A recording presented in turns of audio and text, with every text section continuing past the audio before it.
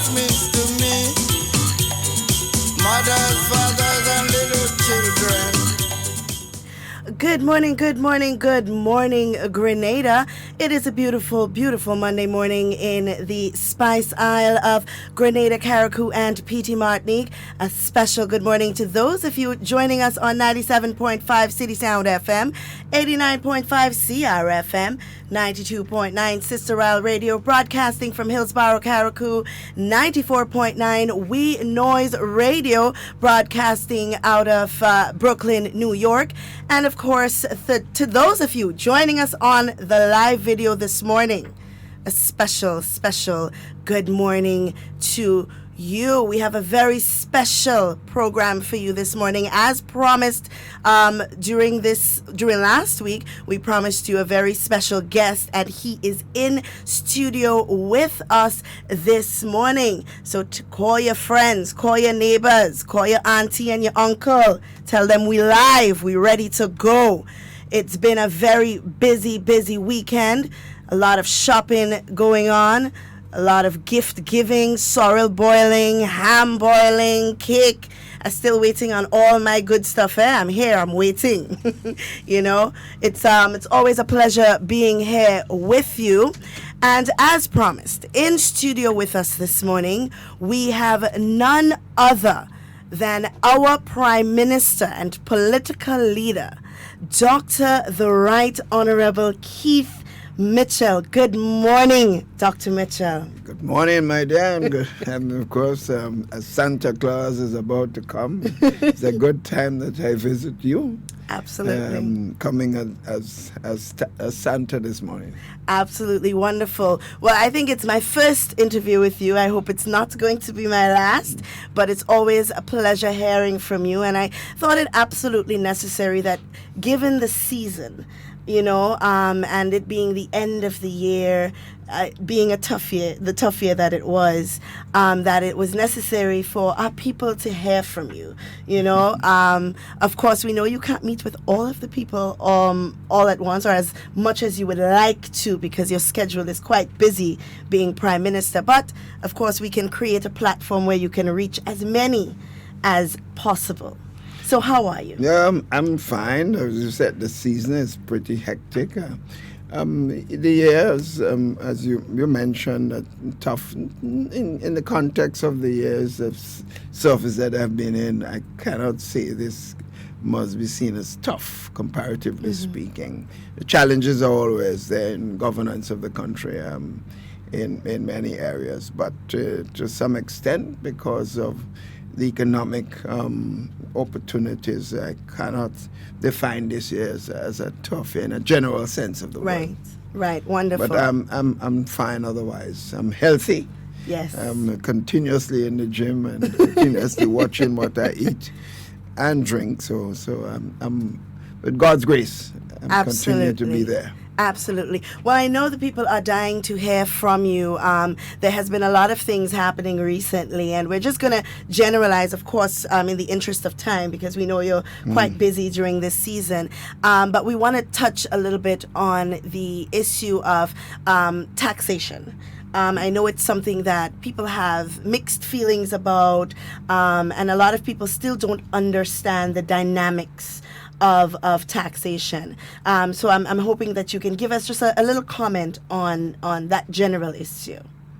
Well, before I speak specifically on taxation and taxes, it must be recognized that every country survives and of course, provides services to the people of the country based on the resources raised by government. That's fundamental. And therefore, in every society, taxes paid by individual persons and corporate citizens are crucial for the provision of services. If that is not done, then you will not be able to provide the services. And in the case of our Grenada, while historically we have had, say 20, 30 years ago, and not just Grenada, the region as a whole, we had, generally speaking, taxing incomes of people was the philosophical approach to raising revenue. Right. But more and more people have recognized, and our government has seen it, the benefit in this is reduce the direct taxation on person's income, but also create opportunities for people to pay based on the services they receive. So that's why we have a very low, as you know, for many years in government, we had no income tax at all.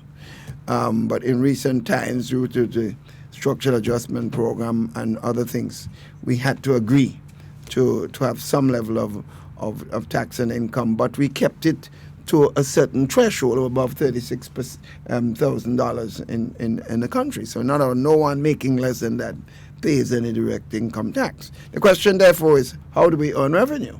It has to be based on services. Yeah. So, for example, you receive a passport, you pay for the passport.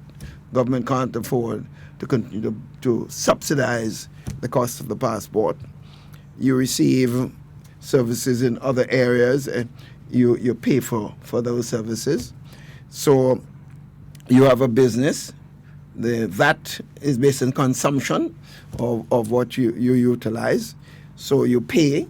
The people pay for the VAT based on the services of the goods that they receive, and therefore the taxpayer receive that on behalf of the people, of the Inland Revenue Department, the Ministry of Finance. So it means that the money you get from VAT, you cannot touch it. Yeah. Because it's not yours. And if you take it and not transmit it to the government immediately, that in effect it means that you are stealing government revenue. It can't be no other word to explain it, and I think people have to understand this. So you have to pay, you have to transmit, not pay. You're not paying the VAT. Mm-hmm. It is not money. You collect the VAT for the government if you transmit it. And generally speaking, since 2013, we have had some high level of compliance. We always have cases where some people believe that they don't have to transmit. They can take the government money and do what they want with it, and then still come to the minister or the politician and say, "Give me a break." Mm-hmm. And clearly, the politician support that. He's also literally not meeting his responsibility to the country.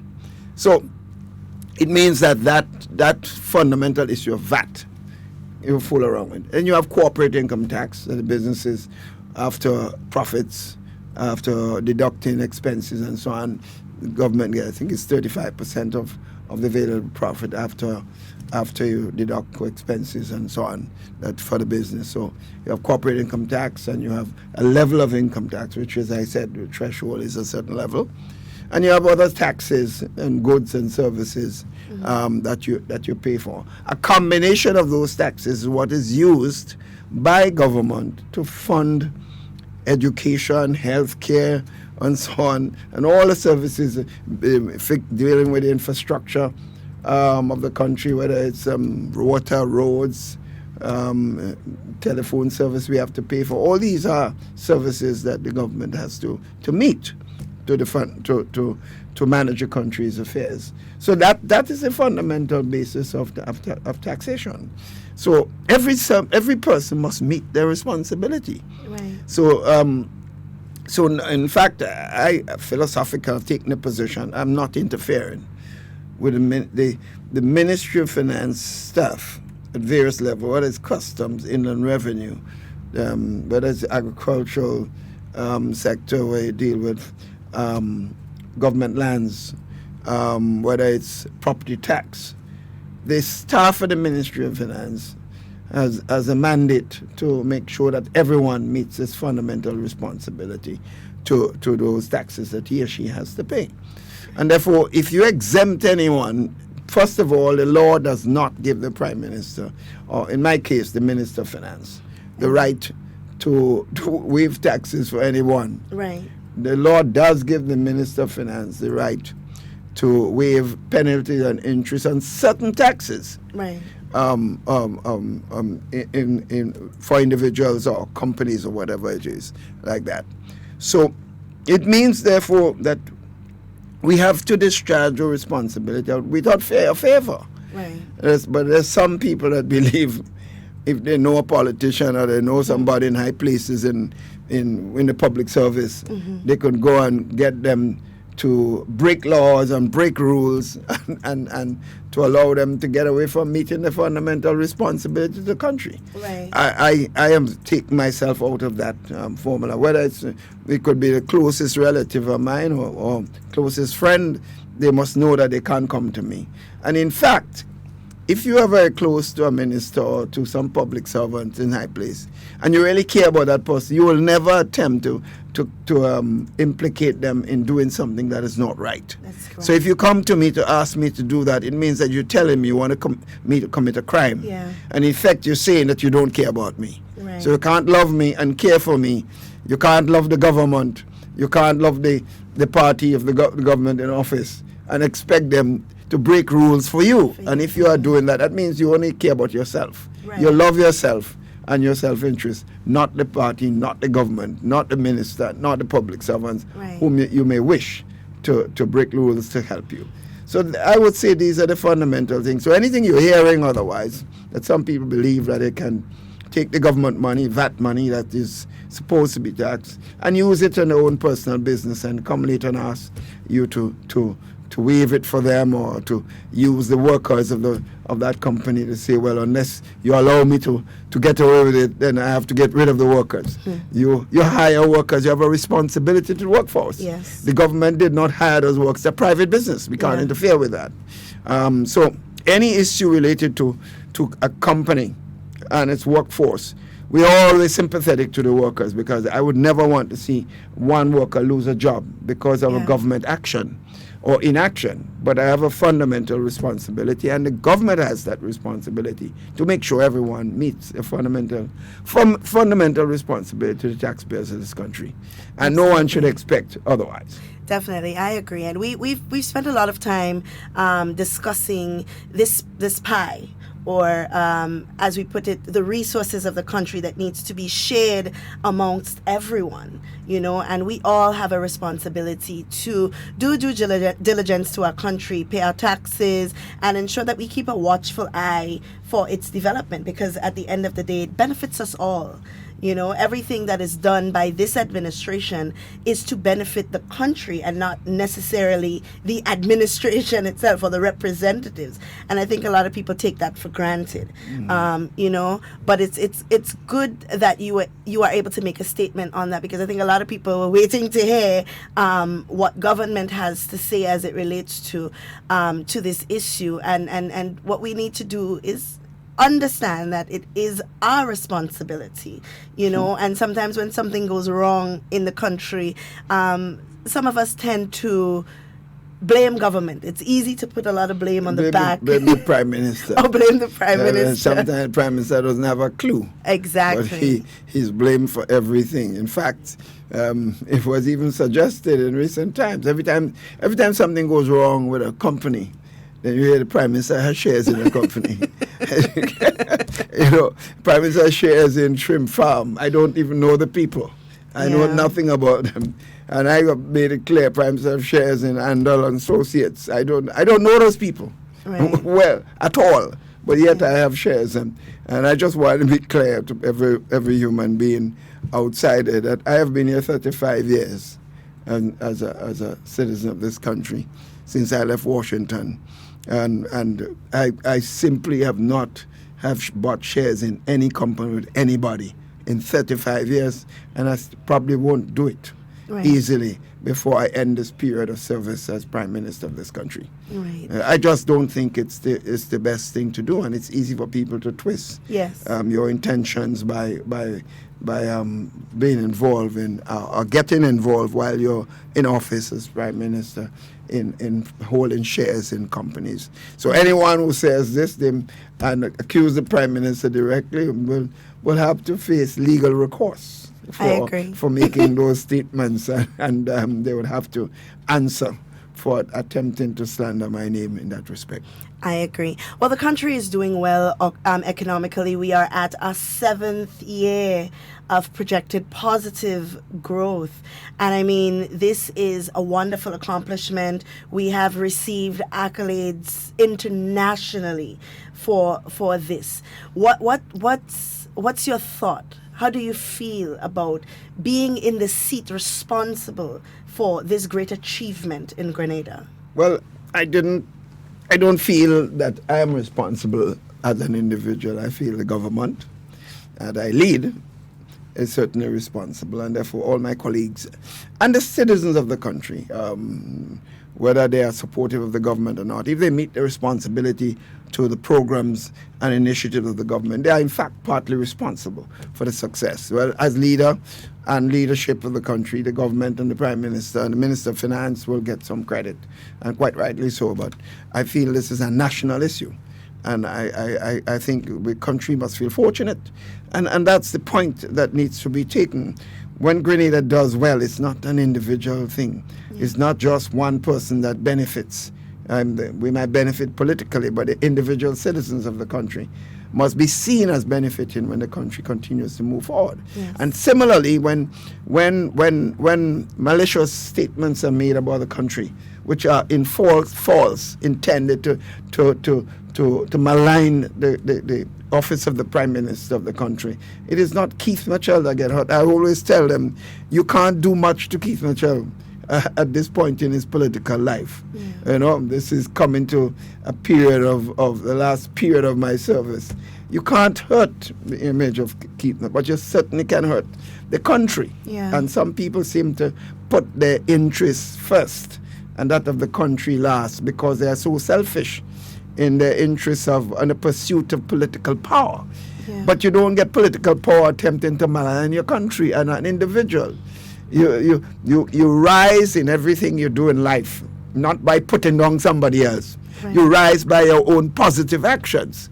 And I think some people fail to understand that when you look at the historical political situation this country has gone through, you've seen a certain action of government of a particular political party, which is just to attack, to run down, to malign. Yeah. And with that philosophy, every year you're losing and you're losing and you're losing. And you're using the same tactics.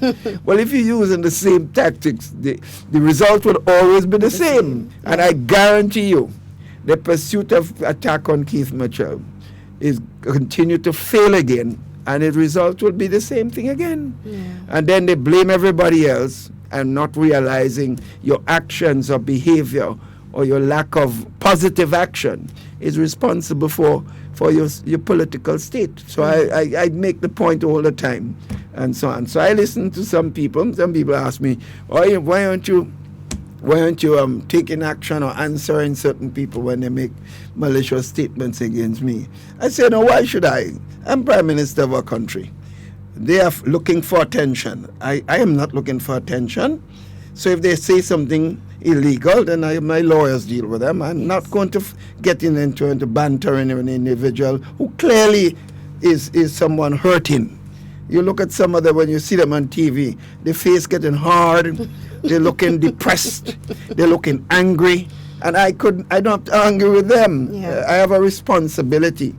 And all I say to them, I will not be used to benefit individual personally. And if I find out I'm being used, you will not be there much longer. Right. And that's my position. So who want to cuss and get on, let them keep doing it. I will do. When I go to bed, I sleep comfortably. Some people, they look like they're not sleeping because you look at their faces. Some people tell me when they see them on TV, they wonder what's happening to them. They're looking old and haggard. And the poor fellow, the cousin, lie down and sleeping and he's snoring fast because he doesn't hate anybody. You know, I say like Nancy Pelosi says to President Trump, I pray for him. You know, I pray, not all the time, because sometimes I have a right to get vexed too, you know, but I pray generally for some of those persons I see on TV that don't seem, their soul is not at peace. Yeah. And I wish them a peace of mind. And as we end the season as the period of the birth of Christ, and we're celebrating his birth. It's a time for us to forgive, Yes. to move forward, Yes. and to pray for those who are not at peace with themselves. Yeah, wonderful. Well, we just came off the heels of a wonderful budget. I call it the people's budget because there are so many opportunities in there for every single individual in Grenada to take advantage of. And I mean, this government has continued to put the people first in every decision that they've made. What is your biggest highlight of this year's budget? Well, I think the key thing is to looking at the budget from the standpoint of impact on individuals. How do one see the job potential? Because clearly, and if the economy is doing well and some people benefiting and others are not seeing benefits, then of course you have a problem. So it's not just to say, well, the growth of the country is X, Y, Z. You also have to say that we have job-related growth. So if someone is a carpenter and he want to improve his lot as a carpenter, then there are opportunities with the construction industry. If someone wants to be involved in some business activity, small business, there is a business program for you, whether it's GIDC support in technical and managerial support, whether it's a small loan from the Grenada Development Bank through the Ministry of Finance, you can get that. Whether it's in fact helping people to train their workforce so that we're up to the level of what is taking place in technological transformation at this time. You want to be able to feel that, whether it's the development of yourself in education, whether it's the question of your children's education, to see the benefits there. So it's how you see the budget from the standpoint, its impact on people. Right. Clearly, we have an issue with healthcare, so we have to do something about the problems faced by people at the ministry, at the general services of hospital services in the country. We are not comfortable with that, and we know we have to do something, and government is in fact taking steps to deal with the whole question of the management of the healthcare system in the country. We cannot just say, well, it's the nurses, the doctors, it is and that. We are in charge. We have a responsibility to make decisions, whatever it is, to improve the healthcare system in the country, because health affects everybody. Absolutely. Anyone could go at the hospital at any given time and would need the best healthcare service that they deserve for themselves and their families. So we can't treat this as a political issue. It must be seen as a national issue that affects every single person in the country. Absolutely. Well, I know that you have to run, but before you do, I'm going to open the mic so that you are able to address Grenadians and wish them well for the season.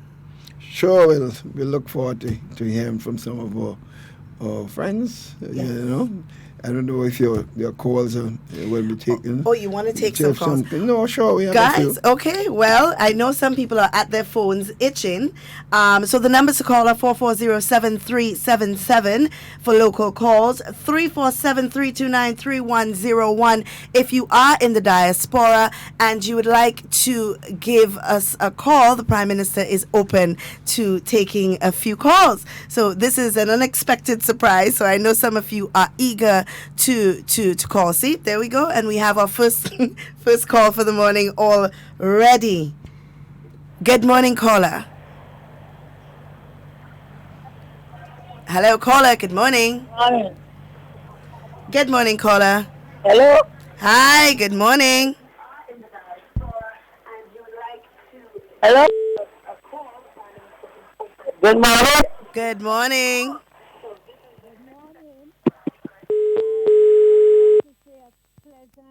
Good morning and blessed good morning to our dear Prime Minister and to you, Ms. Duncan. And I was so happy when he said he opened to call. You see, that's the people, man. Thank you so much, Mr. Prime Minister. And God bless you as you continue to walk with us and to help us prosper our country. Caller, good morning. Uncle Gary, I don't want to take too long. But Mr. Prime Minister, I would like you to really look into our salary wages in the construction. Like our laborer is working for $50, $60. Mr. Prime Minister, that money is too low. And No. another thing I want you to look into, if we could get into that, we could have that 2 week break. people get money on a fortnight, it would be so good. And thank you for paying our people so early. My daughter said, Mommy, I got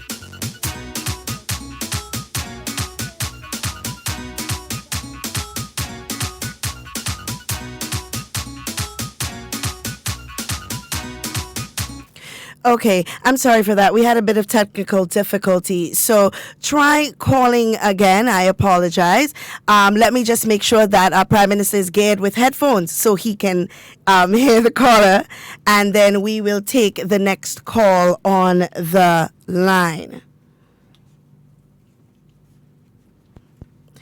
All right. Good morning, caller. Good morning to my dear sister. How you do? I'm good, Miss Jacob. How are you? I'm fine, and make me more fine again, oh Lord, oh Lord. Thank you, Daddy, for that wonderful, beautiful, handsome son you bring for me, the Honorable Dr. Kit Mitchell.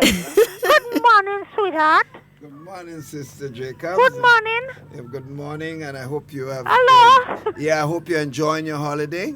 Yes. And don't drink too much sorrel and things, because No, I ain't drinking too much.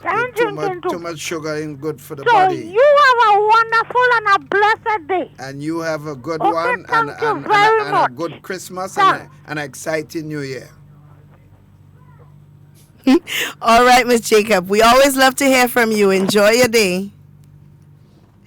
All right. Remember, guys, the lines are open. The number to call is 440-7377 for local calls. 347-329-3101 if you are in the diaspora. Remember, when you're calling, to listen to us on the telephone and low down the radio in the back, because we get a little bit of a feedback from your call. All right. I see somebody trying to call us on the overseas line. It seems that the call has dropped, so try us again. So, Mr. Prime Minister, we know that the job of the government is to ensure that the country has an enabling environment for investment and, of course, job creation and so on. And I want you to speak a little on that. But before we do that, we have another call on the line. Good morning, caller. Good morning. Good morning, Miss Hot Cammy. talk. Good morning, Mr. Prime Minister. Good morning, my I want dear. to greet you in the name of the Lord. Well, Merry Christmas. Same to I you. wish you all the best for the new year. Same to Health you. and strength. Same to you, my Right? friend. Same to you. And I go do the cussing for you. You don't have to cuss. I go do the cussing for you. Good morning to Miss Thing. Good morning.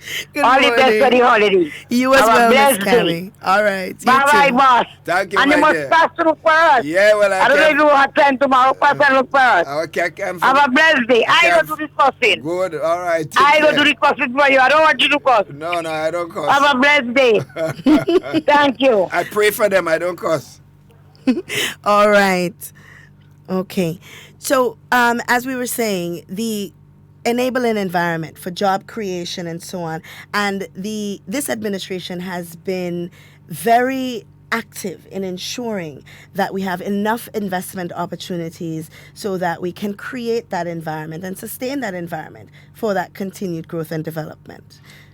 Yeah, you know, in addressing this, you know what is significant? I mentioned the national budget that was presented. Do you realize that after the budget was presented, that what we expected to have sometimes critical comments about what was in the budget and what was not there? You know, you had very little debate by forces not supportive of the government about the budget presented by the government. In other words, no one could have challenged the fact that the government has been performing. No one can challenge the fact that the government has been providing enormous opportunities, job opportunities. Nobody can point to the fact that the government has not been paying down its debt and reducing the country's vulnerability to outside influences.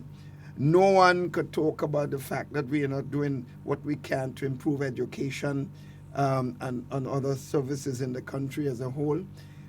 But then they just gone into a platform of hate and spite and maligning and running down.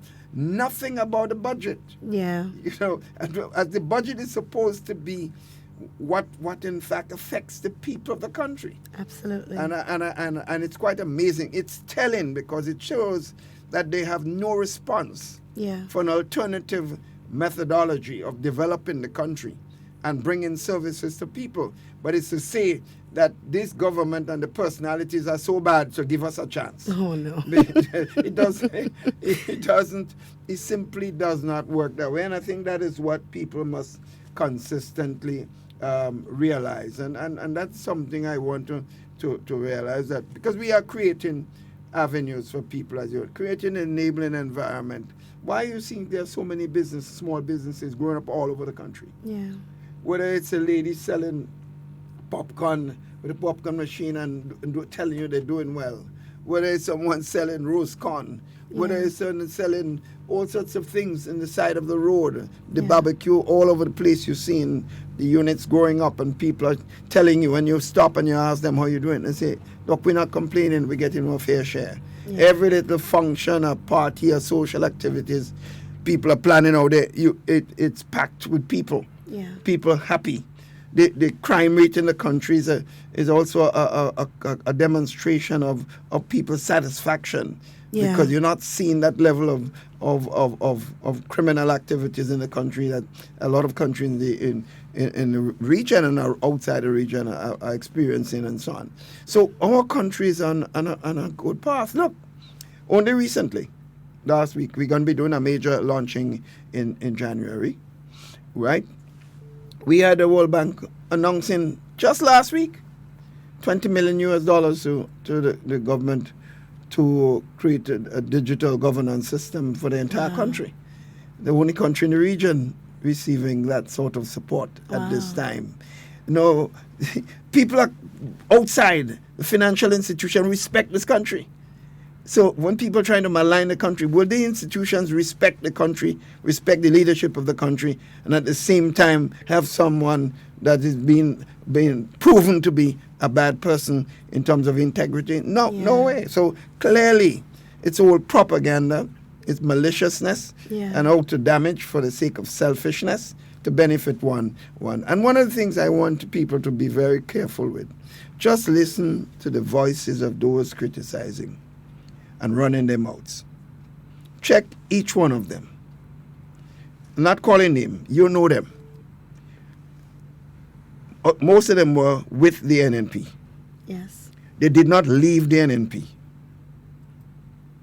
The NNP stopped using them for one reason or the other. I have not said a word why some of them are not there. There will come a time when I will speak. Right? But I will not get into any personal debate with anybody. All I know is they are no longer having the name attached to the new National Party's government for whatever it is. But I just add, it is said, when the fox can't get the grape, you say the grape sour. Yes. But while the grape was there, and he was enjoying the grape, the grape was sweet. All of a sudden, the grape becomes sour. I just tell people, be aware of those wolves in sheep clothing. Absolutely. We have another caller on the line. Good morning, caller. Good morning. Hi, good morning. Yes, good morning. Morning, my brother. I think you know speaking. This country is on the right path. With your stewardship as the leader of the party, you are a shining example, a leader that every other leader could look upon. And because you care and you love for people. And once you care and you love people, people will return back the compliment back to you. And we, Grenadians, we satisfy what is going on in the country. And we don't hate, we love people. And I always say, when you love people, people return back that love to you. That's right. And I also, when you have a love in your heart, you feel comfortable. But when you hate people, you hate in your heart brings sickness upon you. It makes you look old before your time. I want to say that we know what is going on. As the cultural soon, cultural said that the great people know what is a good culture soon. And the people great know who the government that care and love them and bring development in their life. Because when you look at the budget, you have the senior citizens. You know, there are people in the home that have a house, but they have to go outside rain thunder lightly, they have to go outside. But what I love in in the budget, where the government will be building inside tile for the senior citizens, people that in need of it. Because I want to say this is a good thing, and even the farmers, you have like farmers, they have to plant it again, but then the road is not in a good condition, the right condition for them to go into river crop. So the farm road, the development of farm road, the farmers have more opportunity to reap the crop, and they can reap more to sell to market board and to sell to different entities. So I want to say that keep on the good work. We know what is going on. Yes. We cancel the instructors, the haters, enemies of progress. So you have a wonderful, God bless you all. No, the selfish elements who want to have the cake and eat it at the same time. Absolutely. I have a comment here on the live. Casimir, I believe. He says, good morning, Doc. You're so misunderstood by so many people. But there's also a great amount who are really praying for you and giving you all the support. Thank you for your boldness. That's that, my brother. It's not that you have no large amount. You have people who live by hate, and nothing you can do to help them to live more positively. Yes. The good thing is a vast number of Grenadians are not like that. Because don't forget, everything you hear today about Keith Mitchell, negatively in the mouths of some people, have been repeated time and time over the last 20 years. Yeah. Almost, and sometimes worse. But I've still won every single election, minus a couple in those times. Absolutely. So in other words, give the people a lot of credit for not allowing those malicious voices and selfish voices to prevail. And I think this is what we must be proud of. You can't stop people from being who they are. If a man has a mindset of just destruction and viciousness and hate, you can't, I mean, you could pray for him and hope he changes because it'll be more healthy for him.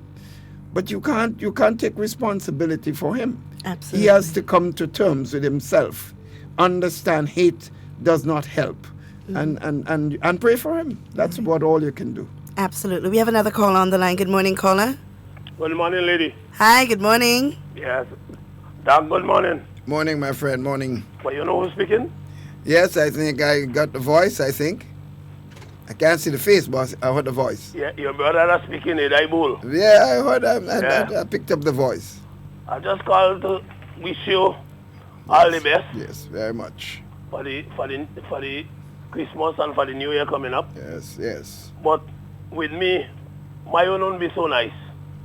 Well, don't worry, time will give But me. you won't be so nice because you know I ain't seeing nothing right now and nothing there coming yet, but it's coming, boy. Once I know you don't come. It's coming. But what I'm saying is once there is life and hope, yes, I go spend it. Yes, Even it's if I have coming. to drink some water. It's coming. Yeah, it's there. But what I really call you to really tell you. Yeah. What you see for the new year coming up, before we take the 3 years, I want you to call a national day of prayer. Okay. Okay. Just sensing it in my spirit. Some people have already mentioned this. Well, I mentioned it already too. Some. I feel it in my spirit. Well, you can't have too many prayers, eh? Too much prayers. I know. So that's always very useful. Yeah, but you know, God love a praying country. Eh? Yes, very much. He love a praying country because he say, if the people lack of knowledge, what the people going to perish? Yes. And the prayer going to encourage people. Yes, very much. And the next thing that you know how to check on those people that are going ahead with the propaganda about you know. And you know what I like you for?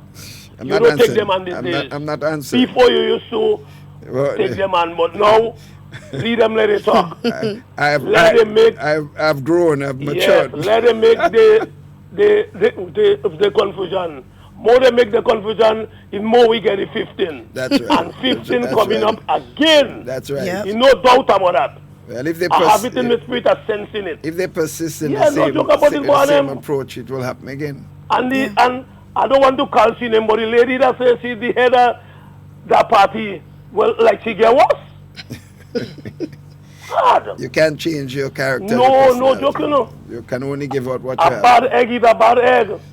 God. All right. But Okay. anyhow, Take care, my brother. all the best. All the best. and for the new year, Yes. everything going to be nice and pretty for us. Take care, my brother. All right, okay All the then, best. take care. All right, thank you, caller. So, I know that this is supposed to be a short interview, Yes. but of course we can't ignore the people. And I believe we have another caller, so we're going to take this last call Yes. for the morning. Good morning, caller. Good morning. Good morning. Okay. I'm calling from St. Mark's. This is Miss Watts. Hi, Miss Watts. Is it Hard Talk? Yes, it is. Yes. I was here looking at, my Prime Minister, the Right Honorable Dr. Kit Mitchell. Miss Watts calling to wish you Yes. a Merry Christmas. Yes. And a happy and bright and prosperous New Year. Yes. And may God continue to shower you with His blessings and let you walk the path straight. Do not be afraid, He says. We are praying for you, and may God bless you and your family for 2020. Have a happy Christmas, Yes, my dear. Dr. Mitchell. And the same to you and your family. Take care. Enjoy yourself. Thank you. Good man. Right. Thank you. What a wonderful way to end the call-in session. So, Doc, I'm going to open the mic to you now to wish your constituents, of course, who are all pinned to their radios, waiting to hear their greetings from their Well, representative. just basically to wish them and thank them for their continued support over the years, and the fact that we continue to get to level of community spirit with the treats that we had for the children throughout the villages, where people themselves got together and made the sacrifice to organize the kids and to prepare the things. I gave them clear instructions that I don't want to see the chubby and the stuff in there. And use the local fruits, make juices, and bake and do things that make the community involved, not just going and biting in the shop and bring in front of the children. And I noticed a lot of that was done. So I was very pleased with what I saw. In fact, many of the villages, I saw their community activities was much better this year than last year. So I was very pleased. So I want to wish every one of them the best Christmas they've ever had, and of course look forward to more successes in 2019. And that goes also to the length and breadth of Grenada, Carriacou, and Petit Martinique. All the best for this Christmas season, and we all looking forward to an exciting and productive 2020. All right, wonderful. Well, guys, there you have it. Our Honorable Prime Minister and Parliamentary Representative for St. George Northwest, and of course our political leader, sharing his greetings and blessings to us as Grenadians. We're going to take a short break, but don't go far, because up next we have the representative for the St. George Southeast constituency. He's coming in to share his greetings with us as well. We're going to take a short break, and then we will be back with some more greetings for you.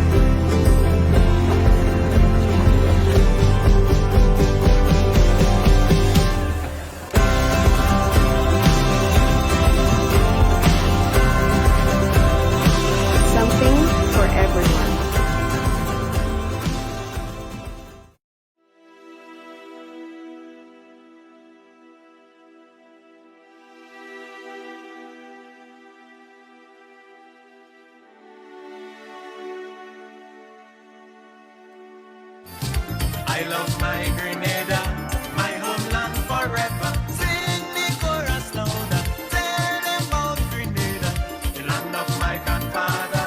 She will always prosper. Oh, my Grenada, land of peace and culture. Pure Grenada, the small but beautiful and unspoiled tri-island state of Grenada, Carriacou and Petite Martinique, is located in the Caribbean with a population of just about 100,000 people.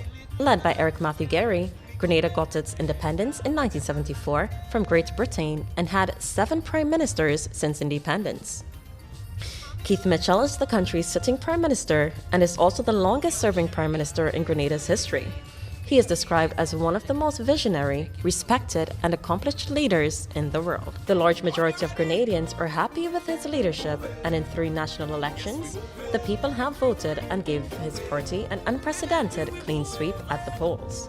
Prime Minister Mitchell has guided Grenada through difficult periods such as the rebuilding process after the passage of Hurricane Ivan in 2004, and the rebuilding of the economy after 5 years of the NDC administration that ran 2008 to 2013. During that period, the NDC government became bankrupt and was unable to manage the economy.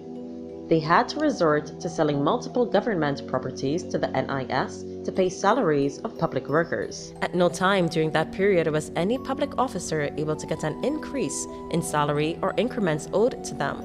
The NDC government was plagued with infighting and scandal. After just 2 years in office, the NNP government paid public officers increases and increments owed to them for the period 2009 to 2012 to the tune of $58 million. An additional 10% increase in salaries was paid.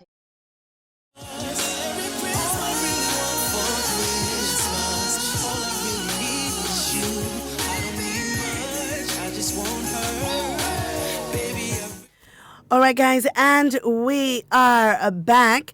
And inside studio with me, I know I promised you that at 11 we were going to have Minister Bowen. But before we have Minister Bowen, we have another very special guest, the parliamentary representative for the constituency of St. John, the Honorable Minister Alvin Dabrio. Good morning, Minister. How are you? Good morning. I'm very good, and I guess from your introduction, it seems as if I'm coming right in the middle of the Prime Minister and the Deputy Prime Minister. You are. What a good place to be. Yep. Well, it's always a pleasure having all of our ministers coming through and expressing their greetings to their constituents and, of course, to Grenada on a whole, a more personal, intimate greeting with the minister. And I know, of course, you're pressed for time because it is the season and there's a lot to be done before Wednesday comes around. So we're going to go straight into it. Of course, as we've asked all of the ministers that have come through, what is your biggest expectation for 2020? Well, my biggest is that I would hope that the economy continues to grow, because when you have a growing economy, you have more available funds and other things, so that your personal development would increase as long as the country's development. So I'm hoping that we would see continued progress during the next year and years to come. Wonderful. And I know St. John has had a lot of activity recently. We have had the commencement of the health center. Of course, that is a big thing for you in St. John. Looking forward to the finished product and it being utilized. And then, of course, you have coming on stream the housing project. I know that those are 2 big achievements for you. Yes, and we're really looking forward to that, especially the health center, because with a growing population that we have, we need to have better facilities, and by better, I mean 24/7. Right. Yeah, in this day and age, you don't want to see 4 or 6 o'clock that things being shut down. Yeah. Because we're in a different environment, so things does not wait to happen until maybe 8 in the morning. So Right. you never know. So we're looking forward to that opening and also staffing, because many small procedures that you have to come to the general hospital for, we're hoping that it could be done there, and that would alleviate problems both to the patient and the medical staff at the general hospital. So we're really looking forward to the health center opening and being operational in the new year.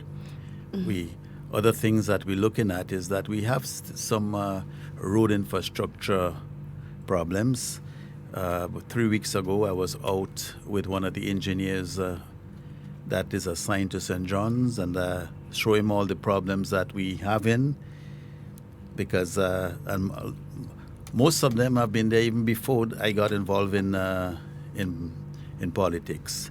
And these are things that I would like to see addressed. So I'm hoping that we could get these things addressed. And what I would like to see happening is that even we develop a sense of fixing things before it becomes a problem. So I'd like to have that mindset in the people that we work with, so that we could address problems before, address issues before they become a real problem, which is because when you have these big problems, it lowers your productivity. So if you want to have a growing economy, but yet still you have things that you're having to waste time reducing your poverty, it'd be fighting against what you're trying to achieve. Yeah, absolutely. Now we're coming off of the heels of a very, I'm looking for the best word to use, a comprehensive budget. What would be your one of your highlights from that budget? The highlights is the increase monies that we have for capital development, which would be for the other roads, bridges, and the old government buildings and other infrastructure. The other one is for housing, because in St. John's we have never had a housing scheme. And with a growing population, and you'd always have, in every country, you'd have wealth disparity, some people with more and less. And then we always have to look after the vulnerable ones in our society. And the people become vulnerable sometimes through no problem of their own, through no fault of their own. It just happened that something passed and wipe out your savings or your assets, and then you find yourself in that area. Sometimes with age, the cost of living goes up, and then you have a limited income. So there's a number of reasons why you become vulnerable. So a government has a responsibility to look after the vulnerable ones in the society. So we're looking forward to having some. I'm happy that there is some more money being spent on housing, because that is a problem that we have. We also seen additional funds in education, which is good, because there is a saying that if you want to feed somebody for a day or a week, it's a Asian saying, they say, well, plant rice. But if you want to feed them for 100 years, educate your children. Yeah. And that is what I see. There is some more funds there for education. So it looks good. And the other area too is agriculture, because my constituency is one that based on fishing and agriculture. And with the additional funds that would be spent in agriculture, hopefully it would be spent in a positive way, then we stand to benefit. And anytime St. John's and the country benefit, I'm happy. Wonderful. Well, I know you have a lot to do, so I'm going to open the mic to you now to, of course, extend greetings to your constituents. Of course, we know that some of them have been working closely with you in your office and very hard in terms of getting the children prepared for Christmas parties and toy distributions and so on. So I know you're eager to extend greetings and thanks to them, and of course to the country on a whole. Yes, without them, I know it would be very, very difficult. And in addition to the staff that has worked very hard in making it a successful year for us, we also want to keep in mind, that in our constituency we have had some unfortunate incidents. Even recently, young lady lost her home, so our heart goes out to her. There were others who there's even loss of life, so our sympathies goes out to the family. But other than that, it was a good year. I have noticed even in my office, when I just came into politics, into this position, people were coming in and asking for help, with groceries, gas, whatever. But what I've noticed is that for the past couple of years, we don't have this anymore. People are just looking for other things, help with a retaining wall, a drain, or other, infrastructural things rather than the basic necessities. So this tells me that things are moving up. We have had most of the money that was spent from our needy assistance fund was for education. Before it used to be the other way around, but and then the next area was medical. So it looks good. I could see the improvements, and as you say, I want to thank the people of St. John's again for the confidence that they have in me, and I'm here to work for them. The staff in my office and other people that I work with, I want to say a heartfelt thanks for your contribution throughout the year. Even last night we were working in Loreto and Clogier, and they were there till late hours just making sure that everything goes well. So my heart goes out also to all the other community groups for the effort that they spend in developing the community. So thank you, everybody, and to the whole nation. I want to wish everybody a wonderful Christmas and a happy, healthy, and peaceful New Year. And please don't forget the reason for the season, although it's the birth of Christ. And when we celebrate birthdays, we have some celebrations. Yeah. So we are celebrating, which is good, but also keep in mind the reason for the season. Absolutely. Well, thank you so much, Minister, for coming here today with us and to express your greetings and giving us a little insight on what St. John's has to expect for the new year. So we're going to take a short break while we escort the Minister out, and then we will be back with our next guest for today. See, I told you all it's a busy, busy day today. All right, let's take a short break. The following is a statement from the Government of Grenada on diplomatic appointments. The Government of Grenada categorically denies the allegations which were recently made in the media regarding the CBI program, as well as the issuance of diplomatic passports. The government further states that no one has made any campaign contribution in order to be appointed as an ambassador. Neither is there any requirement for individuals to make campaign contributions in order to be considered for an appointment. Citizenship by investment programs are well-established investment programs internationally, which are maintained by many countries, including the US, Canada, and the UK. Grenada's CBI program has been ranked as one of the best-run programs by the International Monetary Fund, World Bank, and other financial institutions.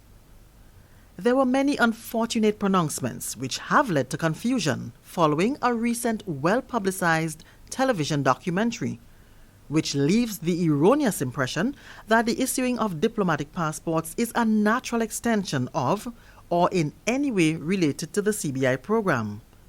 The two are governed separately and have their own rules for implementation under clear policy guidelines. Furthermore, the Government of Grenada has a clear and distinct policy which has been in place and implemented by all administrations since 1974, which governs the appointment of diplomats.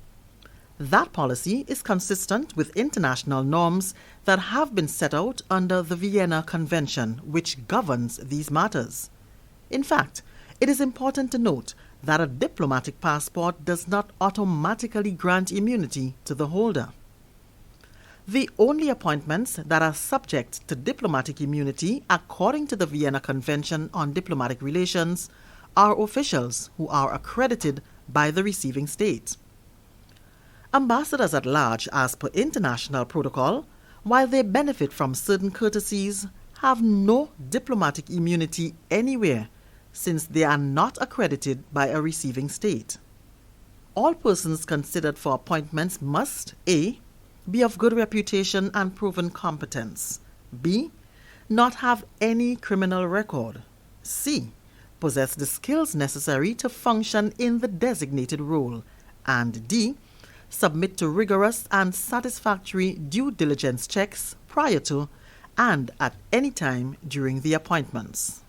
It is categorically false that diplomatic appointments are for sale and have in any way been bought by non-nationals who currently serve the interests of Grenada overseas.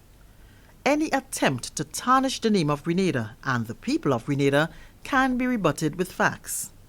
Even the Al Jazeera documentary admitted in several instances that they were only making allegations and, by their own admission, stated several times that they could find no facts to substantiate their claims. The government of Grenada reassures the nation that its diplomatic appointments, as well as its CBI program, are conducted with the highest levels of integrity.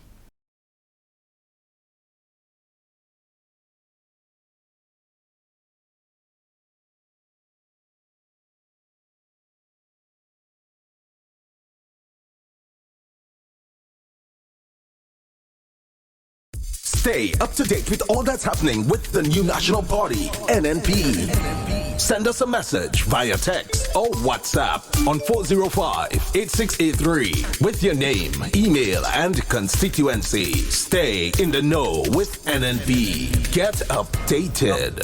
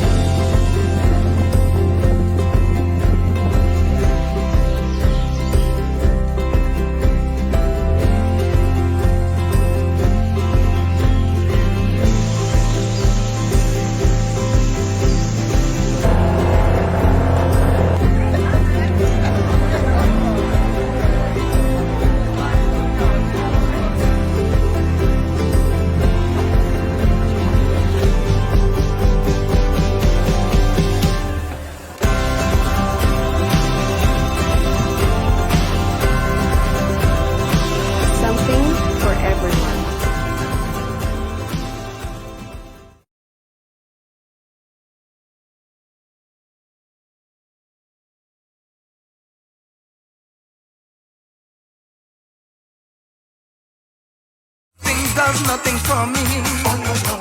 My apartment is very empty. I need things to fill the vacancy.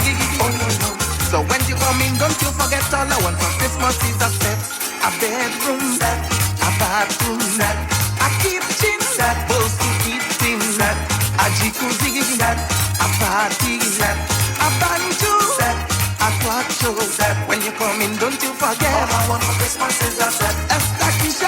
All I want for Christmas is a set. Carol and Susan. All I want for Christmas is a set. No toys, no pet. For Christmas, give me a set.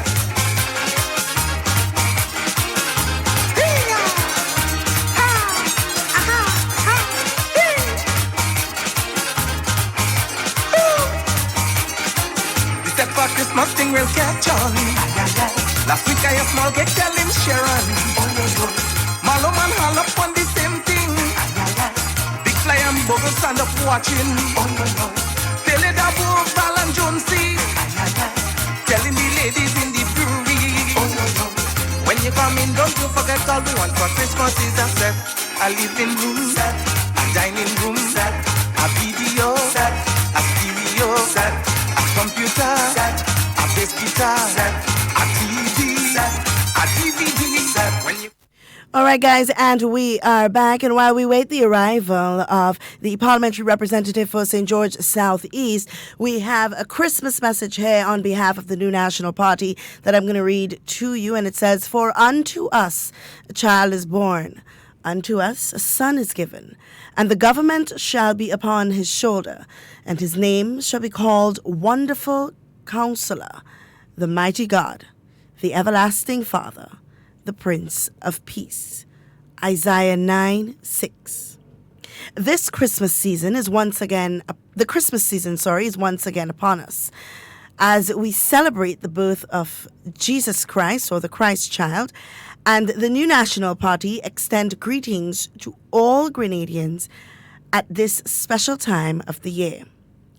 As a party, we call on all citizens to embrace the spirit of generosity that comes with Christmas and ensure that everyone experience the true meaning of Christmas. Let us remember especially the sick and shut-in this Christmas, the physically challenged, and those who are poor and vulnerable among us.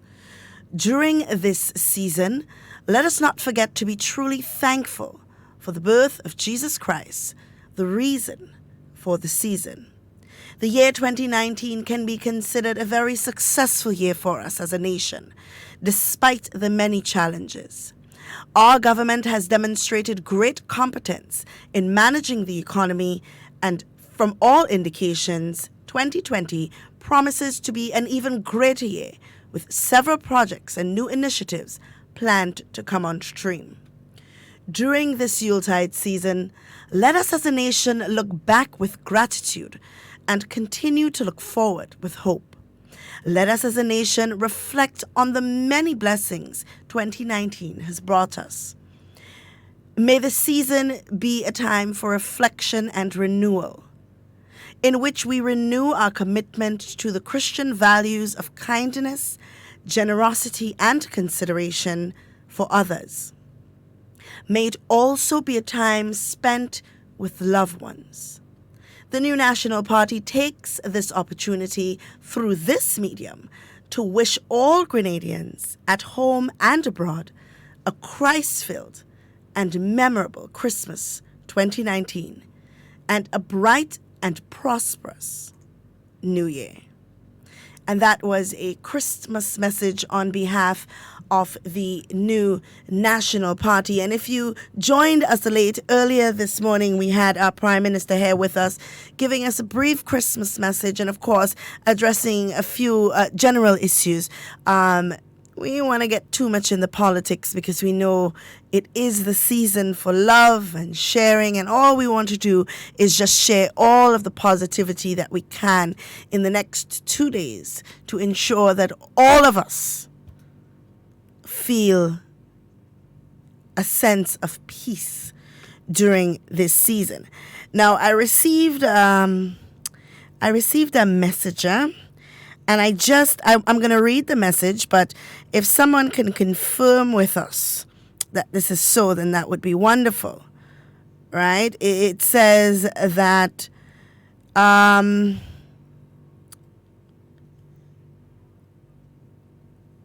there has been confirmation that the Andal and Associate outlets in St. George and St. Andrew will be open for business to the public later today. That's today, Monday, December the 23rd. So I'm hoping, I mean, if this is factual, if this is actually true, then that is a wonderful thing. You know, because we have had so many persons employed at that business, at that establishment, who I believe were very stressed out, you know, and our hearts went out to these individuals, because I mean it's really not something that you would like to see happen to anyone, especially given the time of year. So if anybody can confirm that that information, then that would be wonderful. And while we await the minister's arrival, feel free to give us a call at 440-7377.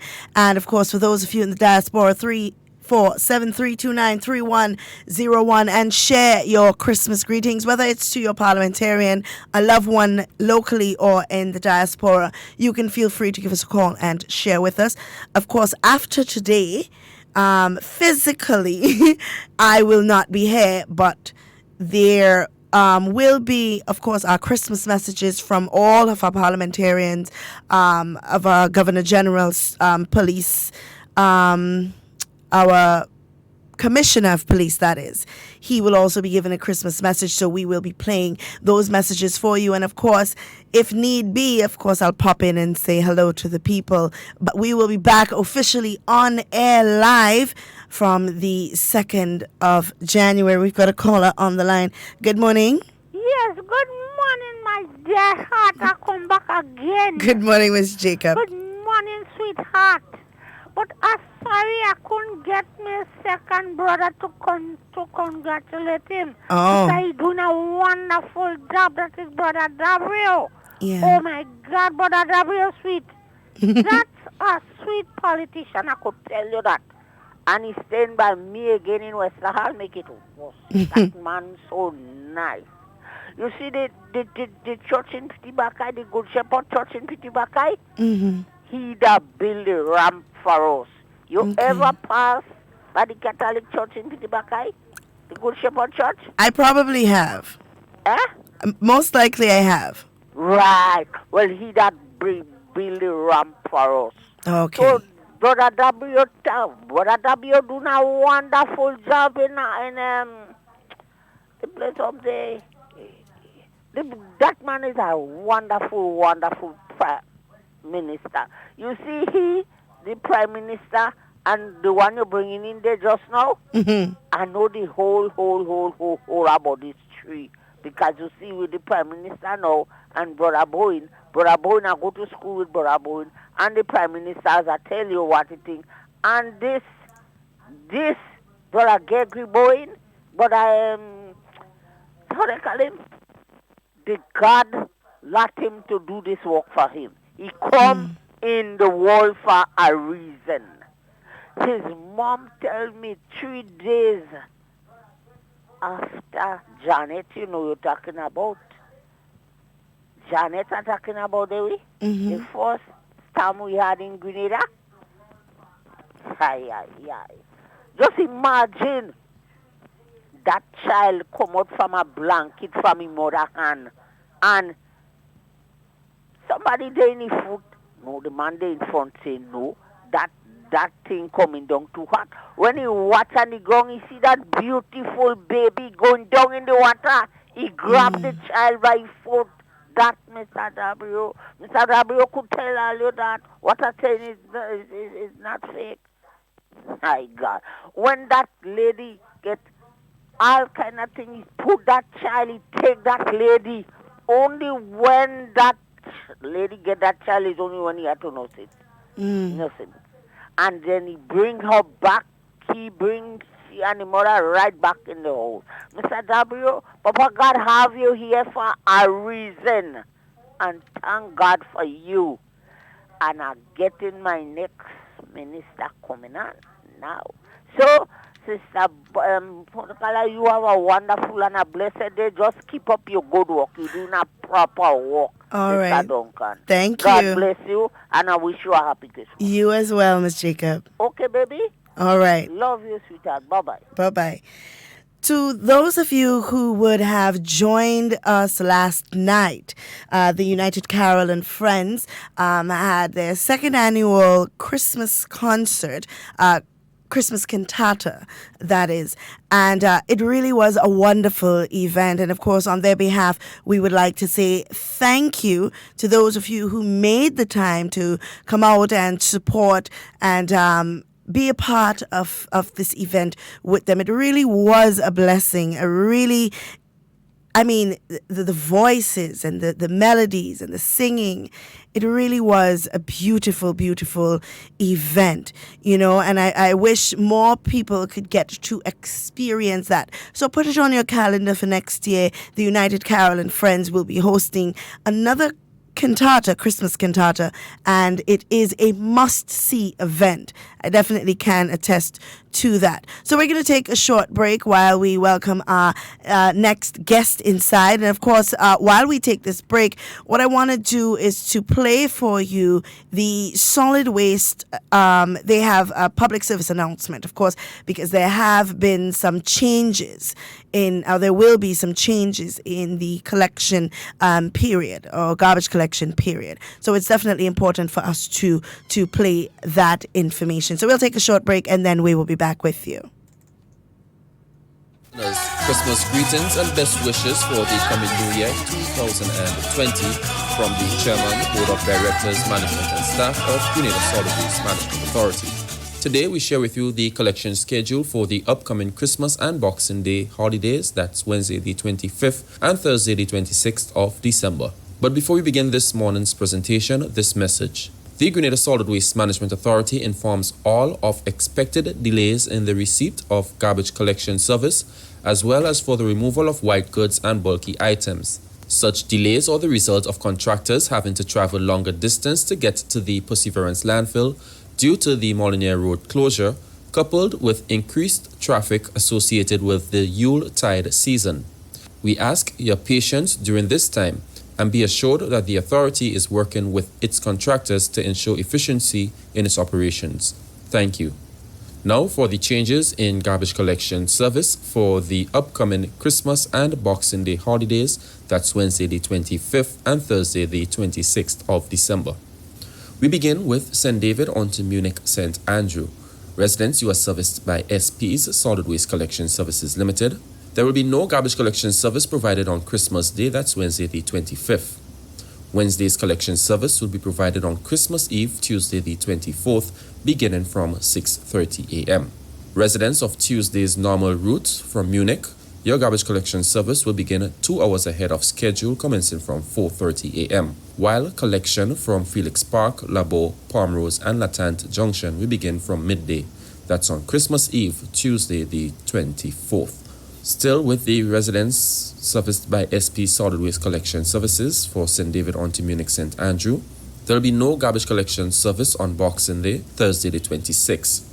Your Thursday garbage collection service will be provided on Friday the 27th, 2 hours ahead of schedule, commencing from 5 a.m.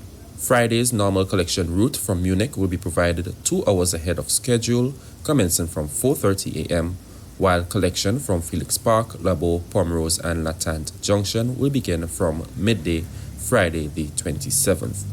We now move on to St. Patrick's West, St. Mark, St. John. Residents, you are serviced by Mitchell's Trucking Services.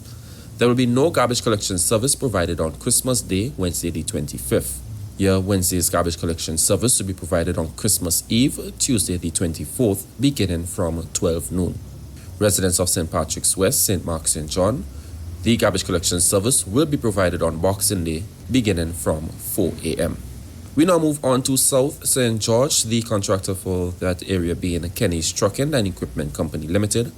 Residents, the garbage collection service will be provided on both Christmas and Boxing Day 2 hours ahead of the regular scheduled time, commencing from 3 a.m. For the residents of the town of St. George, you are serviced by Rainbow Janitorial Services. Residents, you can expect no changes to your garbage collection service on both Christmas and Boxing Day. We now move on to the north of St. George. Residents, the contractor for your area being Southern Waste Management Limited. There will be no garbage collection service provided on Christmas Day, that's Wednesday the 25th. Residents of Snug Corner, Constantine, St. Paul's Parade, Montparnasse Main Road, Ravine, Beaulieu Main Road, Granville Vale, and surrounding communities are hereby notified that the garbage collection service will be provided on Monday 23rd, Thursday 26th, and Saturday 28th. For Boxing Day, residents, you can expect no changes to your regular garbage collection service. We now move on to East St. Patrick, North St. Andrew, onto Mount Carmel Junction. Residents, you are serviced by Island Supply Limited, R&R Waste Disposal, and SP's Solid Waste Collection Services Limited. There will be no garbage collection service provided on Christmas Day. Wednesday's collection service will be provided on Tuesday the 24th, that's Christmas Eve, commencing from 3 a.m. Garbage collection remains as scheduled in the town of Grenville for Christmas Day. Still with East St. Patrick, North St. Andrew onto Mount Carmel Junction. For Boxing Day, residents of St. Cloud's, Mirabeau, Moncton, Lafayette, Paradise, Dunfermline and surrounding areas, you are hereby notified that the garbage collection service will be provided on Boxing Day 2 hours ahead of schedule, beginning from 3 a.m. Garbage collection remains as scheduled for the town of Grenville on Boxing Day. Finally, for the residents of Carriacou and Petite Martinique, you are serviced by SD's Solid Waste Collection and Trucking Services. There will be no garbage collection service provided on Christmas Day, that's Wednesday the 25th. Your Wednesday's garbage collection service will be provided on Christmas Eve, Tuesday the 24th, beginning from 4:30 a.m. For Boxing Day, residents of Carriacou and Petite Martinique, you can expect no changes to your regular garbage collection service. Householders, you are asked to comply with these changes for the upcoming Christmas and Boxing Day holidays, that's Wednesday the 25th and Thursday the 26th of December, by ensuring that your waste is properly bagged and out in time for the collection service. All waste haulers and persons wishing to use the landfill are reminded that the operating hours for both Christmas and Boxing Days are from 7 a.m. to 10:45 a.m. for Perseverance and 7 a.m. to 9 a.m. at Dumfries in Carriacou. If you have any questions or concerns regarding the collection services offered by the Grenada Solid Waste Management Authority, or need information on the contact details for any of our garbage collection contractors or days for garbage collection in your area, feel free to contact the authority on 444-2019. This has been our presentation for today. Do have yourselves a wonderful remainder of the day and best wishes for the upcoming New Year 2020 from the Grenada Solid Waste Management Authority.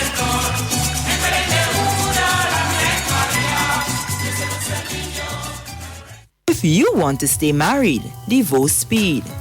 Never drink and drive. After whiskey, driving is risky. A message from the Traffic Department of the Royal Grenada Police Force. Imagine that you've worked all year and finally able to escape to Grenada for the perfect holiday. You are now relaxing on Grand Anse Beach with the wind in your hair and sand on your feet, hearing the sound of the waves crashing on the shore and birds chirp. Miss, you want any coconut water? No, thank you. Oh gosh, miss, buy something now. What about these pretty necklaces? No, thank you, sir. You sure you don't want no coconut water? It's good for your daughter, you know. Miss, you have any children? This is harassment. One bad experience could translate into the loss of new and repeat visitors. Tourism benefits everyone. Tourism is everybody's business.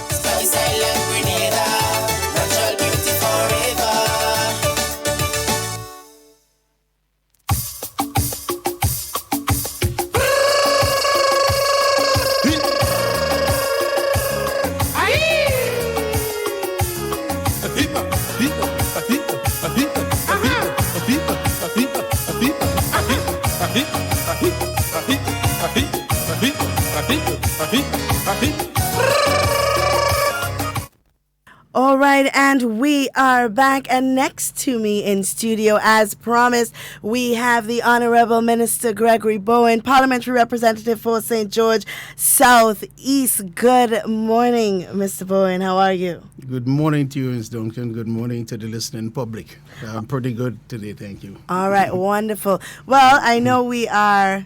Well, the whole day has been pressed for time because we had so many people coming through. But of course, we don't have much time and there's so much to talk about. So hopefully I get to you very early in the new year because we've got a lot of things going on in Grenada for the new year. But of course, it would be remiss of me if I had you here and we not just briefly talk about that big project that's about to happen in Molinaire, because of course we know that there is a diversion of traffic, people getting accustomed. Of course, I am still trying to get accustomed to the increased traffic through Mount Morris. But do we have any updates, or what's the status on that issue so far? Yes, as I said on this very program and other media houses, the issue with the slips along the Western Main Road. In fact, at one time we did slips throughout Grenada, and there were close to 100 of them. And you could prioritize the dangerous ones coming into the region of more, 15 to 20 like this. So it's not only the Western Main Road, you have Grandetang and you have on the Eastern Main Road. At this point in time, we're doing a retaining wall in an area called the Transformer that's en route from the Penmucha Junction up to Windsor Forest. difficult and dangerous as well. Certainly not as large as this slip on the road. And I indicated since then, when Prime Minister Cameron came to Grenada, and we earmarked this $28 million for slips along the road. That is why we were way advanced, because we have shortlisted 5 consultants to do those slips, to do the technical study on those slips. And the DFID, the organization, the British organization responsible for development, for grants from the UK government, they were in Grenada only last Friday. And the gentleman visited the sites along the road. Right. And we showed him what is happening at Molyneux. And as the person who is giving the money to the Caribbean Development Bank to carry on the project, we asked him if he can work with the bank to expedite some of the things, some of the time periods. For example, in the bank's rule, it must take, for example, 30 days to do something. Right. Notwithstanding all the documentation would come in 10 days or 15 days. Right. It must take 30 days to do it. And so he agrees with me that we'll work together with the bank to see how best we can expedite. We have shortlisted already 5 consultants way before the deterioration, the rate of deterioration caused us to close the road. And very soon, one of these will be selected. The proposals will be given to all. One will be selected, and we will start the massive geotechnical study. In discussion, with the Prime Minister last night, it is his constituency. The issue of the road, I want to repeat, is the easiest one to be dealt with, in the sense that the geotechnical study will tell us exactly where a road can be passed safely away from this aggregates type of soil that's there. And the government has the authority to acquire lands. We must pay for the lands and to move buildings. So we could relocate this road way up. Remember, we coming out through during the top Molyneux Road. Right. This could be the normal road now.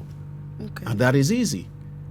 The problem is after you repair that road, the main difficulties remain. Yeah. In the sense that that portion no longer a road, but it is slipping with all the houses below down to the sea. And this is a localized disaster problem. Right. So the NADMA and the Department for National Disaster, they're aware of the situation and they're working jointly with us. We must relocate these people. So road is one. Yes, it's a big inconvenience for people. But secondly, all the people along the lines, it's just moving. Right. We were not going to who caused it and why is the cause of the deterioration. I wouldn't say anybody caused the slippage because it was there for a long time. But the rate of deterioration to require us to close the road urgently, maybe investigating, we could have left this maybe until March next year when all the geothermal studying have been completed, and then we'd have told people what to do. But as I said, the deterioration has increased significantly, and now we have to take stringent action. So by way of update, what can we say? In the couple of months, the geotechnical study should be done, and we will be looking at where the road, will it remain there? If it remains there, it means that we have to do a lot of stabilization, maybe sheet plate driving along the edge or coming up in a manner, or simply relocate the road and remove the people. Yeah. Yes. Okay. So it definitely does take a lot of a thought and a lot of effort has to go into that project. Oh yes. It is not building a road and proper soil. Soil is moving, so we must determine how deep we must go with the geotechnical study and whether or not it makes sense economically to leave the road there or to just replace it and relocate the people. Okay. Yes. All right. Now we're coming off of the heels of a very good budget. What would be your highlights from that budget 2020 budget actually? Well, with respect to the ministry, the main highlights is the implementation unit. We must never forget that we have gone through, and perhaps because we're staying the course, we're consolidating ourselves now with respect to that home structural adjustment program. It means that we did not have the resources to do some of the things that we'd want to do. And the people in Grenada, we have always credited them with this. So when we said, why was this not done? Why wasn't it? We must stabilize the finances of the country. We did. That is why we could not spend in the usual way that we had to spend. We have to reduce, and we continually doing this, reducing the debt to GDP ratio. Right. We are getting a lot of soft loans now from the bank and from the institutions. But soft or hard, there is the limit of 55%. Right. So we must manage this carefully. Of course, when we take the soft 0.75%, 10 years grace, it is easier to repay. But once you use it, the loan will go up. Once it crosses 55%, hard or soft, Yeah. you have a problem. So we must manage this problem. We have moved to give up some more difficult loans, so we're replacing them by the softer loans. Right. This all comes from management, capacity, and knowledge of what you're doing.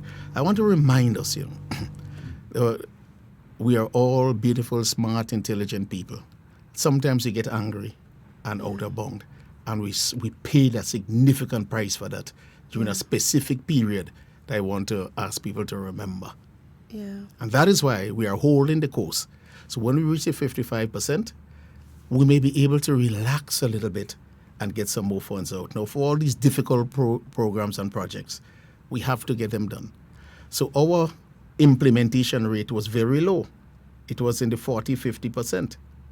That is because the staff, we cannot have more than 9% of GDP in staff. Everybody's calling for staff. Now, do we put the staff into infrastructure, or do we put it into health and education, etc.? So the Ministry of Infrastructure took the belt, right? We took the bull by the horn, and we say it should go to the people who are oriented. We can't play with health. Yeah. We can't play with education. Not that we could play with infrastructure. You see what is happening if you Yeah. fail with infrastructure. But you must prioritize. Yeah. Good.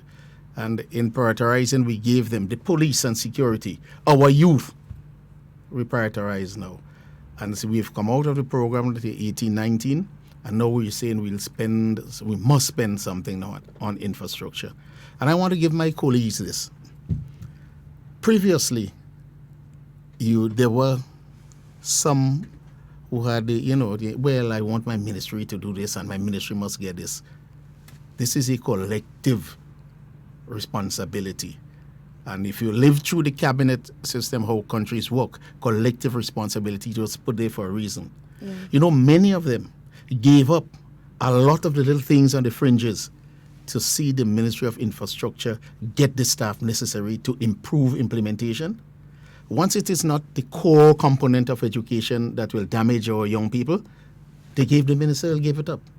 Because all the while, if they did not give to infrastructure, then infrastructure will remain as it is and nothing will get done. Right. But we all realize now that we need to improve the facility. We couldn't do it before. I'm not blaming them whatsoever. We all took the collective agreement that we must work on health, we must work on education. So the limited resources that we have should go towards them. Right. Now they are saying infrastructure, you must come up. So we're getting the staff. Imagine we had, one engineer. Wow. We were helped by Cuba, so you'd have 3 or 4 engineers from Cuba. They will be doing mainly the technical system, but they can't interact with the public in the usual way. Yeah. So right now, we've gone from 1 to 4 immediately, and we have 4 more to come. And that is just touching the iceberg. From the assistance through the World Bank and from the Canadian funds, we're supposed to get another 4 more. Wow. We're supposed to get another 4 more from People's Republic of China. That is only bringing us to 14. And the quantity of projects that we have done and have to do, 14 engineers, small number. But we'll make do with this. Yeah. Right? But it will significantly improve the implementation rates, of the project. What big projects we had to do? World Bank projects more or less completed. The Farm Road Feeder Phase 2 completed. And you load for that time, we slow the pace down. Yeah. Because it's external financing we need to do these projects. And if you must bring down your debt to GDP ratio that was 108%, in other words, you must pay off a lot of debt and not take more to bring it back up. Yeah. And I understand some say, well, why are you trying to pay off the debt and so forth? If you don't put yourself in a good fiscal position, nobody will give you anything. You cannot credit, you cannot do anything, and the country will come to a standstill. Yeah. And it is in this context and that we got a lot of assistance, over $108 million, $120 million, plus the debt was slashed in half. Wow. So we helped. Huh? So 108 is not to say we paid off everything to reach the 60 now. Some were taken off our backs. And I remember in a room with the IMF, when the investors who lent us monies were saying, how can you just want to take our monies and, not pay us back? And the IMF, that all of us were so, uppity with, we didn't like them. They asked us, excuse yourself. They went into a room with the investors. And when they came back out, you could have seen the investors. We said, well, okay, we'll take the cut. Okay, we'll take the cut. Right? Wow. So we had to ask the IMF, what did you tell them? I mean, they indicated to us what they told some of them. But that, I'm just saying that's to point out that isn't, some of it were given free and we paid down the rest. Right. Now, when we reach in 55, then we could expand and blow harder and harder. So give us that chance as you have done, and you see the development that we have made. The infrastructure will now evolve. Right. And don't forget, whenever they gave us these engineers, our bill for wages must not be more than 9%. Right. So the other ministries, when they give us staff, they cannot include the staff in theirs. They may want, so everybody's prioritizing and say, well, these are my critical staff. I will omit this so that infrastructure could get the engineers. Good? Yeah. Because you always have to watch the 9%. Because you have increase in pay with the union asking for certain things. So if you don't manage this, then instead of getting the engineers in the Ministry of Infrastructure Development, then it will perhaps go to, and we're not saying whether or not they deserve it or not, increase in wages. But once you go past that increase in wages, then we cannot get the 14 engineers, we'll get 7. And our implementation rate will fall. Right. And nobody will give us projects anymore. Right. Wow. So the management, as I told people way back in 2007, 2008, managing the system is not for those who talk. It's for those with the capacity to do it. And right now we are at that stage where you want that continued level of good management in the system. We are not out the doldrums yet. Far from it. We have 5-10 years to manage it, and then perhaps you could breathe, take off your shoes and say, relax. But anyone who comes after and they do not understand the situation, listen, it takes you 20 years to build, but just one to go back to where you were. Oh, yeah. Yes. So I would say implementation is the highlight of the budget for the Ministry, of Infrastructure, getting the staff and so forth to do the work. That's wonderful. Well, we are coming down close to closing time, so I'll give you an opportunity to just greet the people, of course, as Deputy Political Leader and, of course, Minister for Infrastructure and, of course, Parliamentary Representative. You wear a lot of hats today. To give the people of Grenada your greetings. First, I want to start with saying a very special, holy, happy season to the people of Grenada and to thank them for the cooperation. The motoring public, remember, we had a lot of disturbances in the road. Even now, we have existing disturbances going to, say, Molyneux area. With respect to Marasil, I think they responded properly. They listened to what we had to say. And I want to say thank you for your cooperation. The police who have worked so much with us. So Grenada in general, thank you. With respect to the party, I, as Deputy Political Leader, I'm sure the Political Leader would have made his comments. I just want to ask all of us in the party to continue to go along the lines that we are moving, primarily because this party recognizes its function and its role. It is not a party when you're in power that you hog things for yourself. And I feel it among our membership. They look out for everybody. Right? To my constituents in St. George Southeast, we fall along this particular line. I want to say a very happy and holy Christmas to you. And I know continue along the lines we're going. When we look, at people in general, we look at everybody without color and say, we're in office now, so we have to fend for everybody. And that is what, is so mature. And that is why the New National Party is forging ahead. The constituents, in particular St. George Southeast, I thank you for your continued support. Let us make this Christmas one of the best, holy and happy in every respect, joyful for everyone. The children with the toys, the hampers that we have given out. I thank the constituency officer. I thank all the villages who participate at this point and throughout the year, but particularly at the Christmas time, so that we can bring joys and smiles on the faces of the children, the elderly, and the needy. Wonderful. I think we have time to just take 2 calls. Yes. All right, we're going to only take 2 calls. The number to call are 440-7377 for local calls, or 347-329-3101 if you are in the diaspora and you'd like to just give us a quick call. You can do so. But Minister, I know that 2020 is going to be a very busy year for Ministry of Infrastructure. We have a lot of big projects on stream, yes. A lot of projects that are pending and need to be completed, and that are close to completion as well. So I anticipate that you would be a very, very busy minister in 2020. But we have a caller on the line, so let's quickly take this call. Good morning, caller. Good morning, my dear. Good morning, Mrs. Duncan. Good morning. Oh, Lord, I don't know how to put that morning to my wonderful, beautiful, handsome Brother Boyne. Wow, thank you so very much. Brother Boyne, you're too sweet. Oh, Lord. Thank you for that good help you're giving Grenadians. Thank you for your wonderful and your hard work you're doing for behind my Prime Minister. You see, you and the one from Gov and the Prime Minister, oh Lord, I put all the blessing of God on you all. And I thank all you for the wonderful job you're doing for we, the Grenada, Carriacou, and Petit Martinique. So, brother, God bless you and have a wonderful, blessed Christmas. Thank you so very much for it.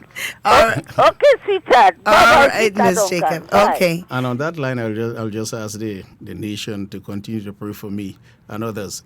You see, when the Lord bless you with this and He gives you a position to do His work, you always see those, and you're in a position, those who harmed you, you're above them now.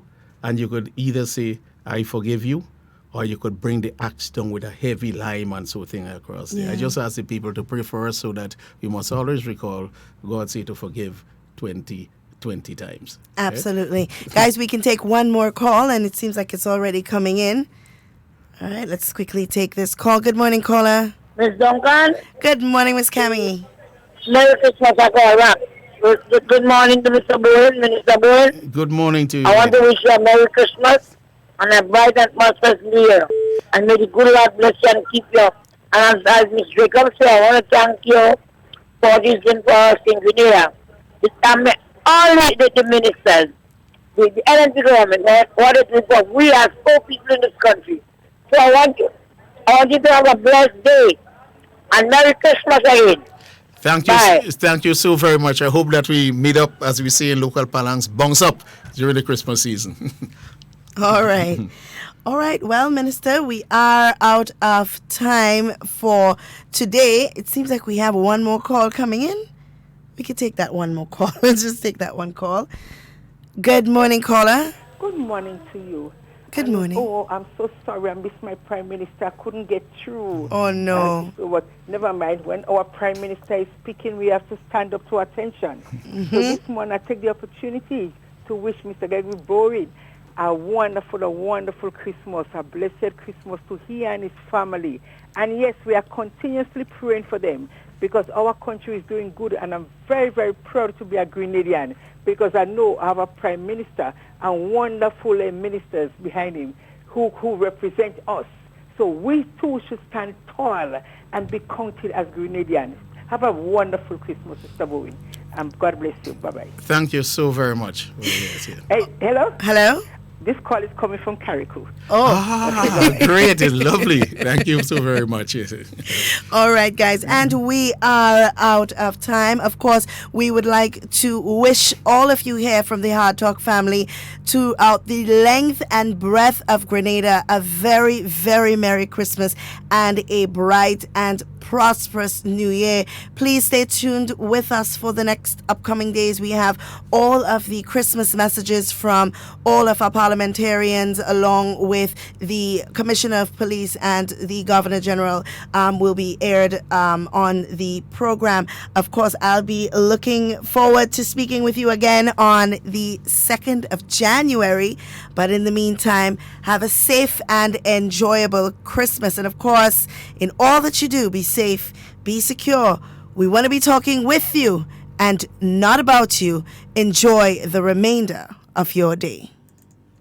Hello, listeners.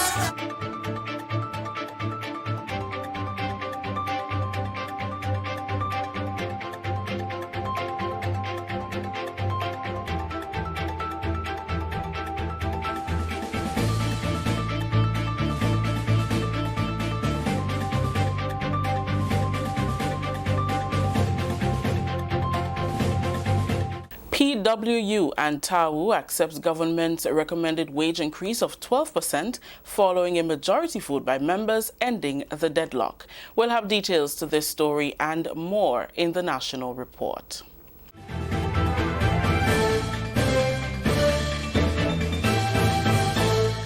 With the details to the news for Friday, December 20th, I am Rakisha St. Louis. Wage dispute between Joint Workers Unions, Grenada Public Workers Union, GUT, and the Technical and Allied Workers Union, TAU, has ended. On Friday, December 20th, both unions signed onto the agreement for a 12% wage increase for the period 2020 to 2022. The salary increases will be paid in increments of 4% each year from January 2020.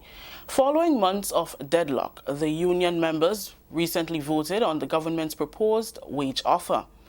In a letter dated December 20th to the Labour Commissioner, both union leaders stated, and I quote, "Be informed that the workers of the bargaining represented unions have voted in the majority to accept your recommendations," unquote. Labour Minister Honourable Oliver Joseph said 12% is the largest increase made by government in the 5 negotiating cycles. Negotiation was declared deadlocked and went before the Labour Commissioner for his conciliation. The Labour Commissioner recommended that to the unions that they accept the government offer of 4, 4, and 4. The unions then went to the membership to ask the membership to vote on the matter, and the majority of members voted in favor of accepting the 12% increase in salary. This morning, a letter was sent to the Labour Commissioner indicating that the PWU-TAU joint negotiating team, based on the vote of the membership, has accepted the 4% increase. PWU and TAU are the last unions to accept the government's wage increase offer. The Grenada Union of Teachers, Grenada Maritime, Manual and Intellectual Workers Union, Police Welfare have already signed onto the agreement. Minister Joseph said public officers who are eligible will receive the increase from the end of January. Come January 2020, the 4% increase will be added now to all public sector workers that are entitled to the increase. I am very pleased with the outcome. It has been long negotiation, but at the end we've had agreement. 12% is the largest increase government has ever given in the last 5 negotiating cycles. So it was tough.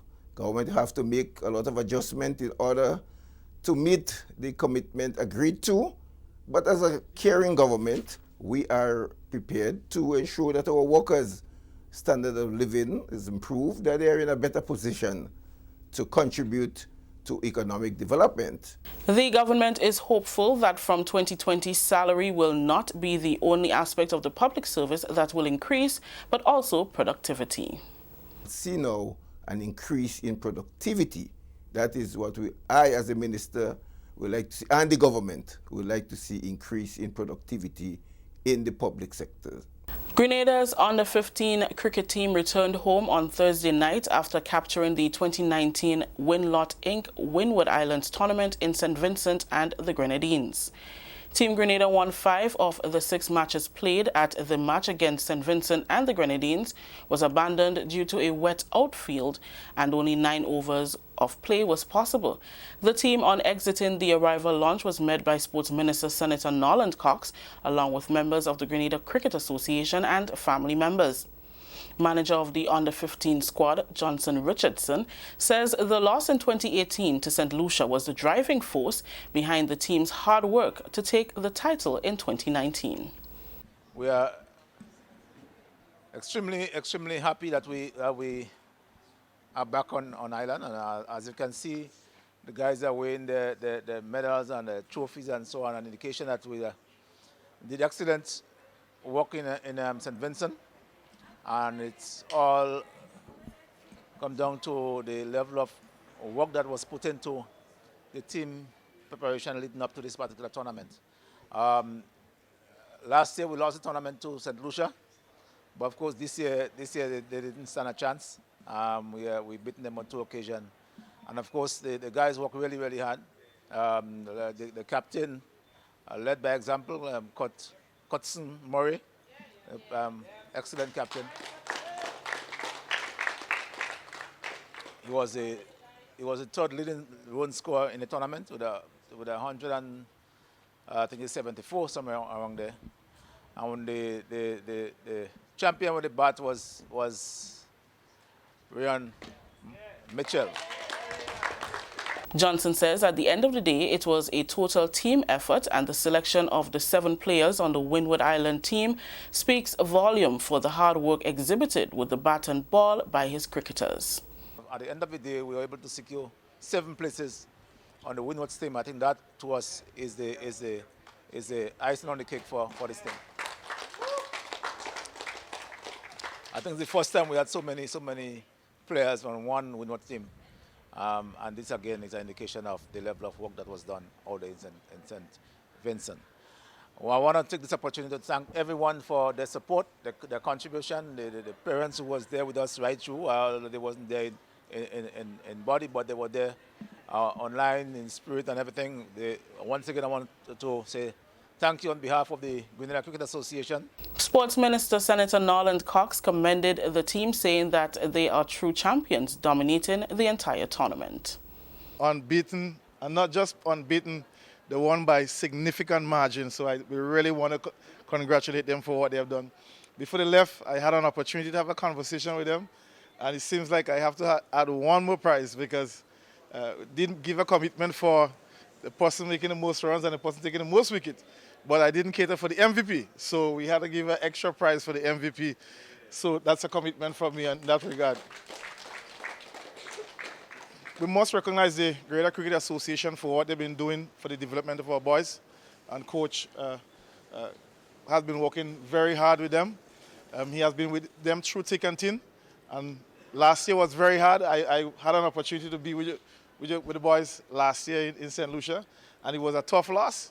But this year we actually bring it home, and we want to say thank you for that. The parents, he says, need to be commended and encouraged them to continue to send the boys out to training. He encouraged them, saying that sports can play a great role in helping to discipline a child. The Ministry of Sports, we are excited about this victory. Grenada continues to perform well in sports. Just recently we had a World Championship in javelin, and now we have champions in the Windward Islands under 15. So thank you very much, boys. I know it's a late time in the night, but we are happy. We are very excited. Everybody's here to support you. So thank you again, and all the best going forward. This is the National Report. We'll have more news after the break. Did you join the public service on or after February 22nd, 1985, and have since retired? This might be important to you. Government understands that the NIS pension may be insufficient to take care of your needs. So, while it awaits the court's ruling on the matter of pension for public officers, government has taken action to protect your quality of life so that you can take care of your needs in the meantime. Persons who joined the public service on or after February 22nd, 1985 and serve continuously in an established position for a minimum 26 years and 8 months and retired at age 60 may be eligible to receive an advance payment, which when combined with NIS represents 70% of their last salary.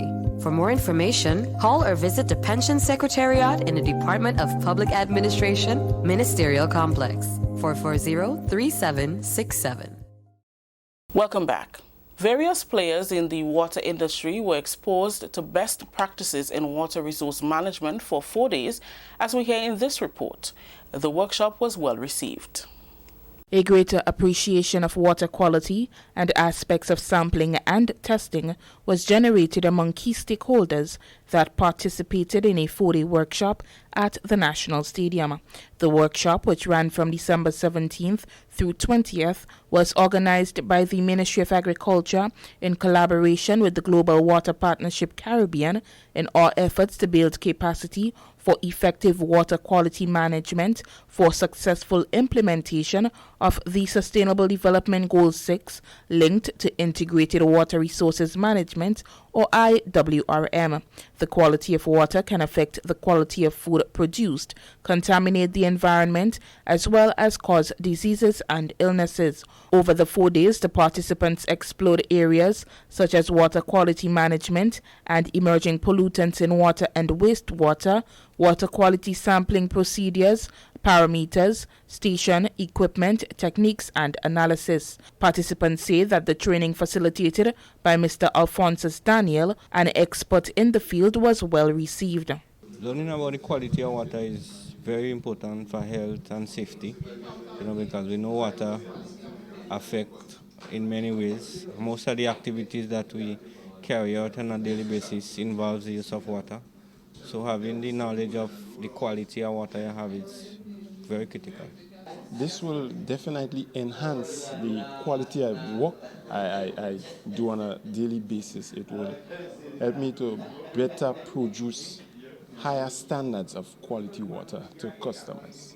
It was very, very informative. I'm really happy I come, and I would really like to see more of this being done, because as you know, water is one of the most important things for our body. Water is life, and he really took the time to explain every details about the quality of water, how we should be taking care of our water sources. I mean, it was just full with really, really informative information. Chairman of the Global Water Partnership Caribbean and Acting Chief Land Use Officer Mr. Trevor Thompson is hopeful that the workshop can foster a closer working relationship with stakeholders of the sector. He urged the participants to use the information to improve discussions and initiatives around water quality and IWRM.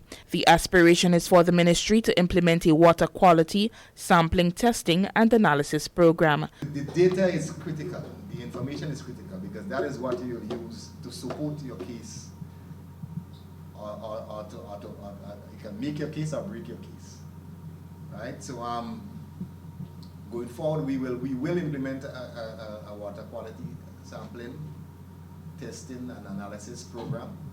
There's absolutely no buts about it. When the water resources unit is established, it will be done. And the ministry will have to play a serious role in it. Tourism will have to play a significant role in it. Health, that has responsibility for public health issues with water, will have to play a significant role. Participants during the final day of the workshop were allowed to test various samples of water for areas such as pH, turbidity, conductivity, dissolved oxygen and chlorine. They were also presented with their certificates upon completion. For the Ministry of Agriculture, I am Mina Buka. Thank you, Mina. That story just ended the national report for today, Friday, December 20th. Let's recap the top story. PWU and TAU accepts government's recommended wage increase of 12% following a majority vote by members, ending the deadlock. On behalf of the entire news team here at the Government Information Service, I am Rakisha St. Louis saying thank you for joining us. Until next time.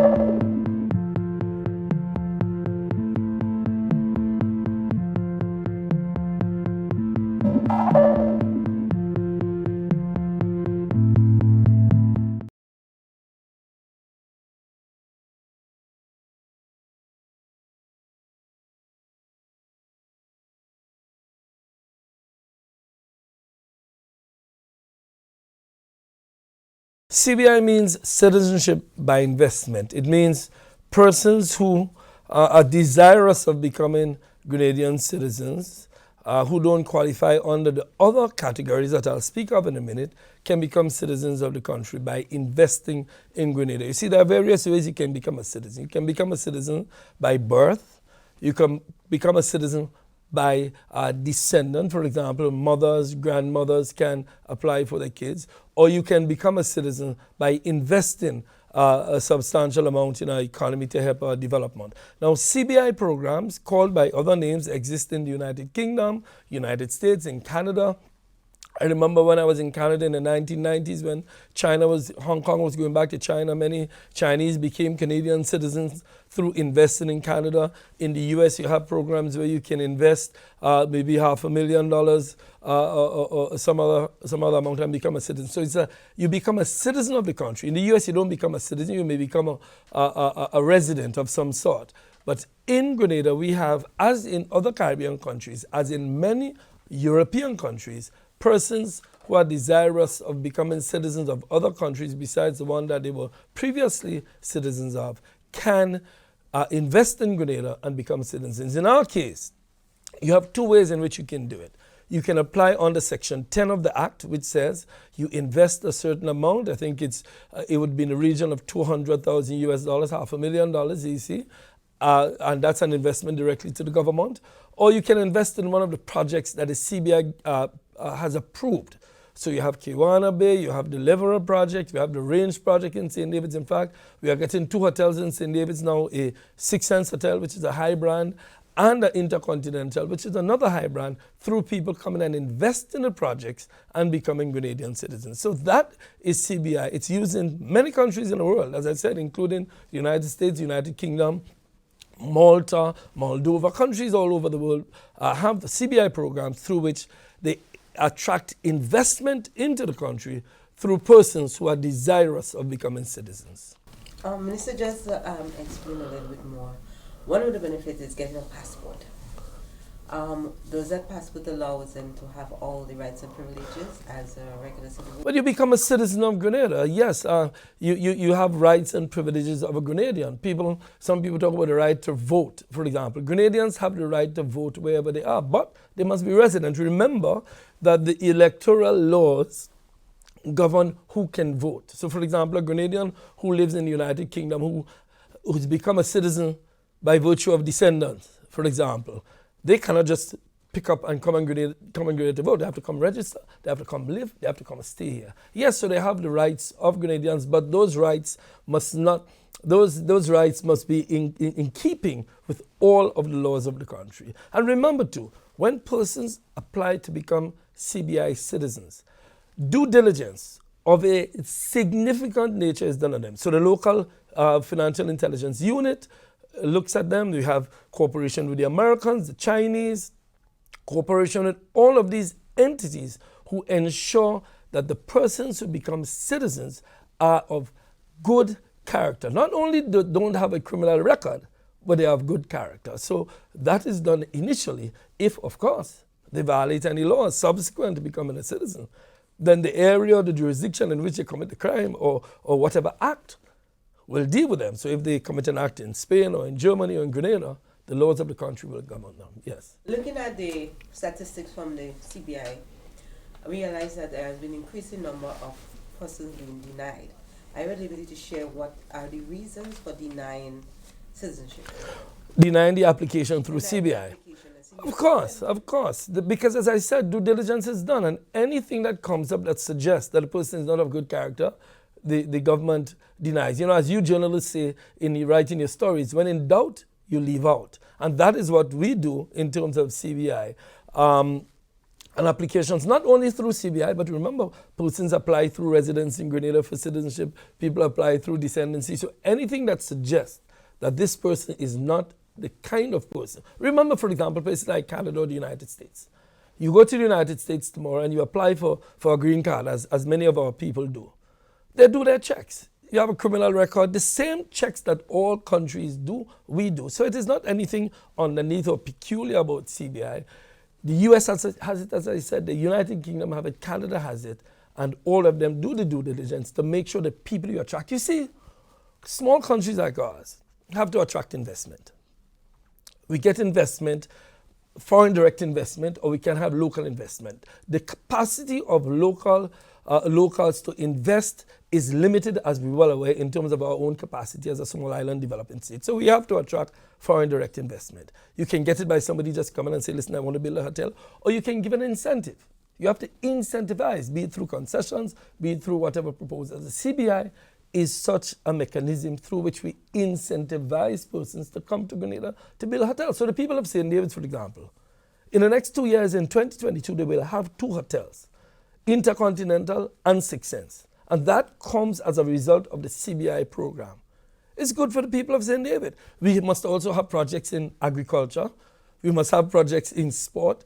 I have advised, and the government is looking at expanding the scope of areas in which the CBI investors can come. And you're talking about increasing in denials. It is because every day, and I know this because the Prime Minister has said that to us time and time again, you have to make sure that the program is clean and make sure that the program is run in a way that it does not attract persons who come. If anybody is found after, as we've had cases, people apply, as do people with descendancy, as do people in other forms of applications. If we find that there's a problem, we deal with it immediately. Right, and so you've mentioned a lot, Minister, about due diligence and, of course, doing background checks. What else makes Grenada's program stand out? Because we've been recognized by the IMF and the World Bank. What makes us stand out? Well, the first thing the IMF and the World Bank and many of these countries look at is the due diligence process, as I just indicated. They want to make sure that your passport is a passport that has high integrity. And the way to do that is to make sure that the holders of this passport are persons that are properly checked to make sure, properly vetted to ensure good character, no criminal record. That's the first thing. The second thing is the fact that recognizes that is the fact that we have visa-free travel to China, visa-free travel to Russia, visa-free travel to Schengen, the European countries. Visa-free travel to many countries is an indicator that the governments of these countries have said that, listen, a holder of a Grenadian passport is a person who has been properly checked to ensure that the integrity of the passports is intact. So the IMF and the World Bank and all these agencies, in addition to the fact that the Grenadian economy itself is doing very well, and that Grenada is known to be a peaceful place, hardly any crime. So the nature of the country and the development of the country goes into it, but the fact that we do extreme due diligence on our passport holders is something that they are quite pleased with. The CBI Minister, can you show us or explain to us the link between the CBI program, persons who have passport, and our diplomacy? The link. You see that? I've heard. The recent Al Jazeera tape is us, meaning Grenada and other countries, linkage to diplomacy with CBI, where persons who are part of the CBI are made diplomats because they would have given money to political parties and so on. Explain to us how somebody under the CBI would possibly become a diplomat. It's amazing. There's actually no organic link between the two. CBI is a program run so people can become Grenadian citizens. And people want to become citizens for various reasons. Some people want to move to live.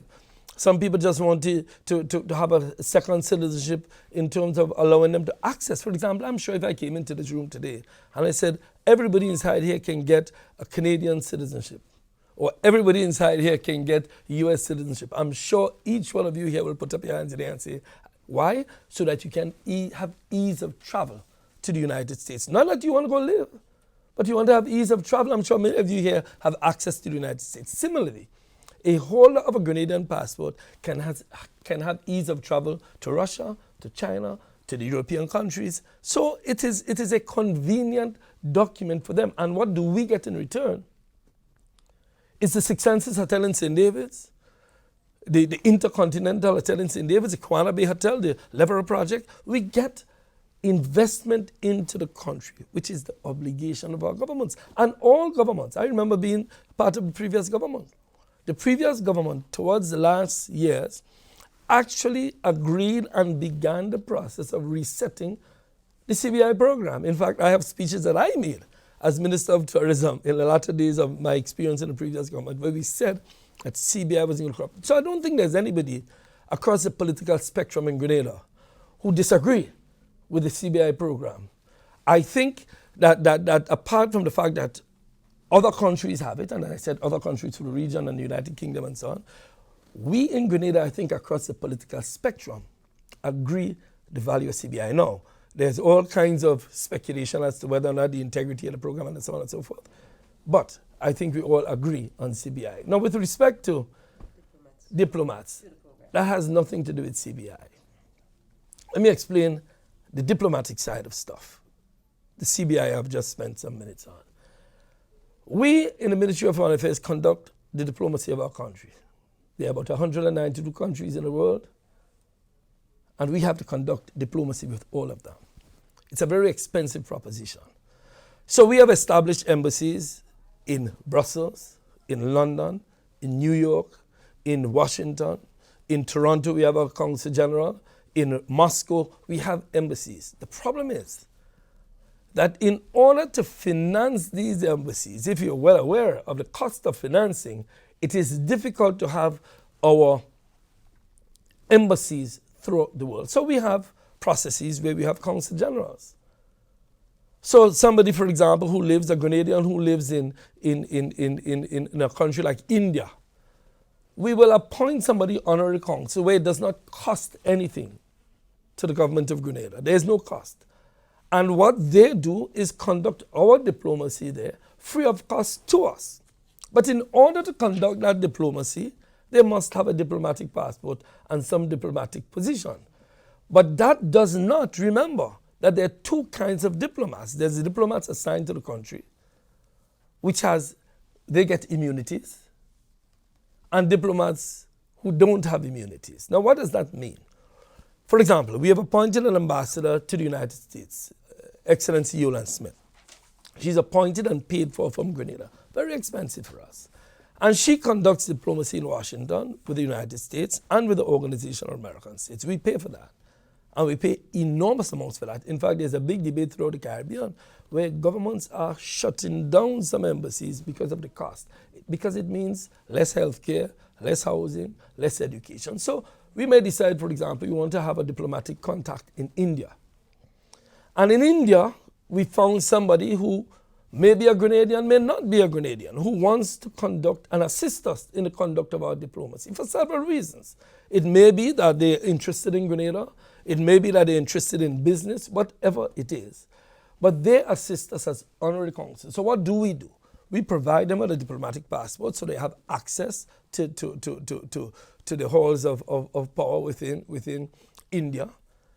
So we get our diplomacy done, and they get, in return, a diplomatic passport in order to do that.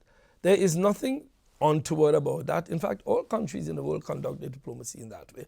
So the issuance of diplomatic passports to honorary consuls, to trade consulars, to all of these persons has nothing to do, one, with CBI, and it has nothing to do with the government doing any sale of anything. It is a matter of the conduct of our diplomacy in a way that we can afford and in a way that allows us access to as many countries in the world as possible. So, for example, we may decide we're opening a consulate in South Africa. But you know the expense of opening a consulate in South Africa? We'll have to send somebody there. We'll have to pay for their living. We'll have to pay for accommodation. We'll have to pay for embassies. Somebody says, listen, Peter, I am John Doe. I am prepared to assist Grenada in South Africa. I like Grenada. I've visited Grenada. And they come for many reasons. I am prepared to do that. I said, okay, here's what we'll do. You will open an honorary consulate. You will take care of our diplomacy within South Africa. In return, you have a diplomatic passport and you pursue it. So there's nothing untoward or secret or hidden about it. The idea of sale of diplomatic passports with respect to Grenada is absolute nonsense. It is simply a means through which we conduct our diplomacy. And I can bring many of these diplomats before you to show what they have done. For example, our relationship with countries like India is now being enhanced because we are pursuing diplomatic relations with Africa. I just visited Kenya I'm going to look for somebody to help us represent Grenada in Kenya to establish relations with the Kenyan government. What do? I look for somebody who can afford to do it, who is living in Kenya, and that person gets a diplomatic passport in order to represent this country. And that is what it's about. I'm not sure what all of the noise is about, but certainly. Does that person has to be a national of the country, say like South Africa or Kenya, or is it somebody who would have gained Grenadian citizenship through CBI? You can have a Grenadian citizen. It doesn't have to be CBI. Remember, CBI is only a means through which you achieve citizenship. No, it may be a Grenadian by birth, it may be a Grenadian by descendancy, or it may be a Grenadian through CBI. But that has nothing to do with the fact that they become honorary consuls. I want to get it out of people's minds that CBI, citizenship, entitles anybody to a diplomatic passport. It is absolutely untrue. CBI citizenship are given to persons on the basis of their investment. No, it may be that somebody comes, and I've had it happen. Somebody becomes a CBI citizen and they come to Grenada. And they say, listen, and I really like Grenada, and I can assist Grenada in its diplomacy in the country in which I was born, or the country in which I lived. And then they become an honorary consul or a trade consul or an attaché or something. But it is not on the basis of the CBI citizenship. It's on the basis of them wanting to help us there and our need to have representation there. So we have representatives in these countries who are Grenadian citizens regardless of how they acquire the citizenship. But there is no link between CBI and diplomacy. Absolutely. One of the statements coming out of the Al Jazeera report said, Grenada's diplomatic choices do not seem to conform to the spirit of the Vienna Convention, that ambassadors should be nationals and full-time diplomats. What do you respond to that? I am not sure which part of the Vienna Convention says that. Our research does not suggest that the Vienna Convention says just that. We have embassies and persons in embassies who are all nationalities, but primarily in the embassies is primarily Grenadian. But there is nothing, as far as we are concerned, and we like to be educated on that, which suggests that the Vienna Convention says what they say it says. But again, we are prepared to discuss that. But that has nothing, we do not believe that we are violating any Vienna Convention. You see, one of the things I have found with we must also put all of this in the context of small state, big state rivalry. We have a CBI program that the big states have been trying to stifle. While they have CBI programs, they believe a small island state should not have it, simply because it allows us access to certain development finances that we won't otherwise have, which is going to make us independent. We have to recognize that. We have to also recognize that they may believe it's a leak on their investment potential, because people from the north, typically capital flowed from the south to the north. Now capital is flowing down to the south, meaning to small island developing states. And some people in Europe, some people in the United States, some people in the United Kingdom would love to see us shut down our CBI program so we become less independent. And it is that kind of thinking that is causing some people to issue the kinds of propaganda that is taking place. And as I said in Grenada, all of our governments have been seeking foreign direct investment. You do remember the issue in the previous government of which I was a member, CWANG. You remember the CWANG? It was an attempt by the NDC to try to attract direct investment from Taiwan. Now, my position on that, I was reluctant on it because it would affect our diplomacy between Grenada and China, because they were going to Taiwan. But it was an effort on their part to attract investment. It fell through. Some people got locked up in Taiwan for it, and that's pitiful. But it was an attempt by the previous government to attract investment. And that is the duty of these countries, because as governments, people come to us every day. I was in my constituency yesterday. People want housing, people want education, people want healthcare. We have to find investment that brings it in. Now, sometimes, as in the case of the NDC with CWANG, they tried something and it didn't work out. That happens. That happens, that you try 10 things as individuals. It happens that sometimes we try an investment, we try a business and it doesn't work out. But it's a genuine, well-meaning effort to attract investment to help our people. I see people talking about, well, this project didn't work, but let's talk about the project that worked. Let's talk about Six Senses. Let's talk about Kiwana Bay. Let's talk about the hotels that we have. Those work. if in the process of attracting 100 investors, one turn out to be not so proper, that's a good batting average, isn't it? It's a good batting average. So we do our best, and the Prime Minister says every time we meet on CBI, our Prime Minister says make sure that we ensure that all of the persons who are applying do so, do go through the rigorous investigations that are required. And similarly with CBI. Similarly, sorry, with persons who we make ambassadors or persons who we make diplomats or give diplomatic passports. The cabinet approves everyone. So it's not something that's done in a shade. It's approved by the cabinet. It is done after the FIU is consulted. It is done after other international agencies are contacted. And it's all above board.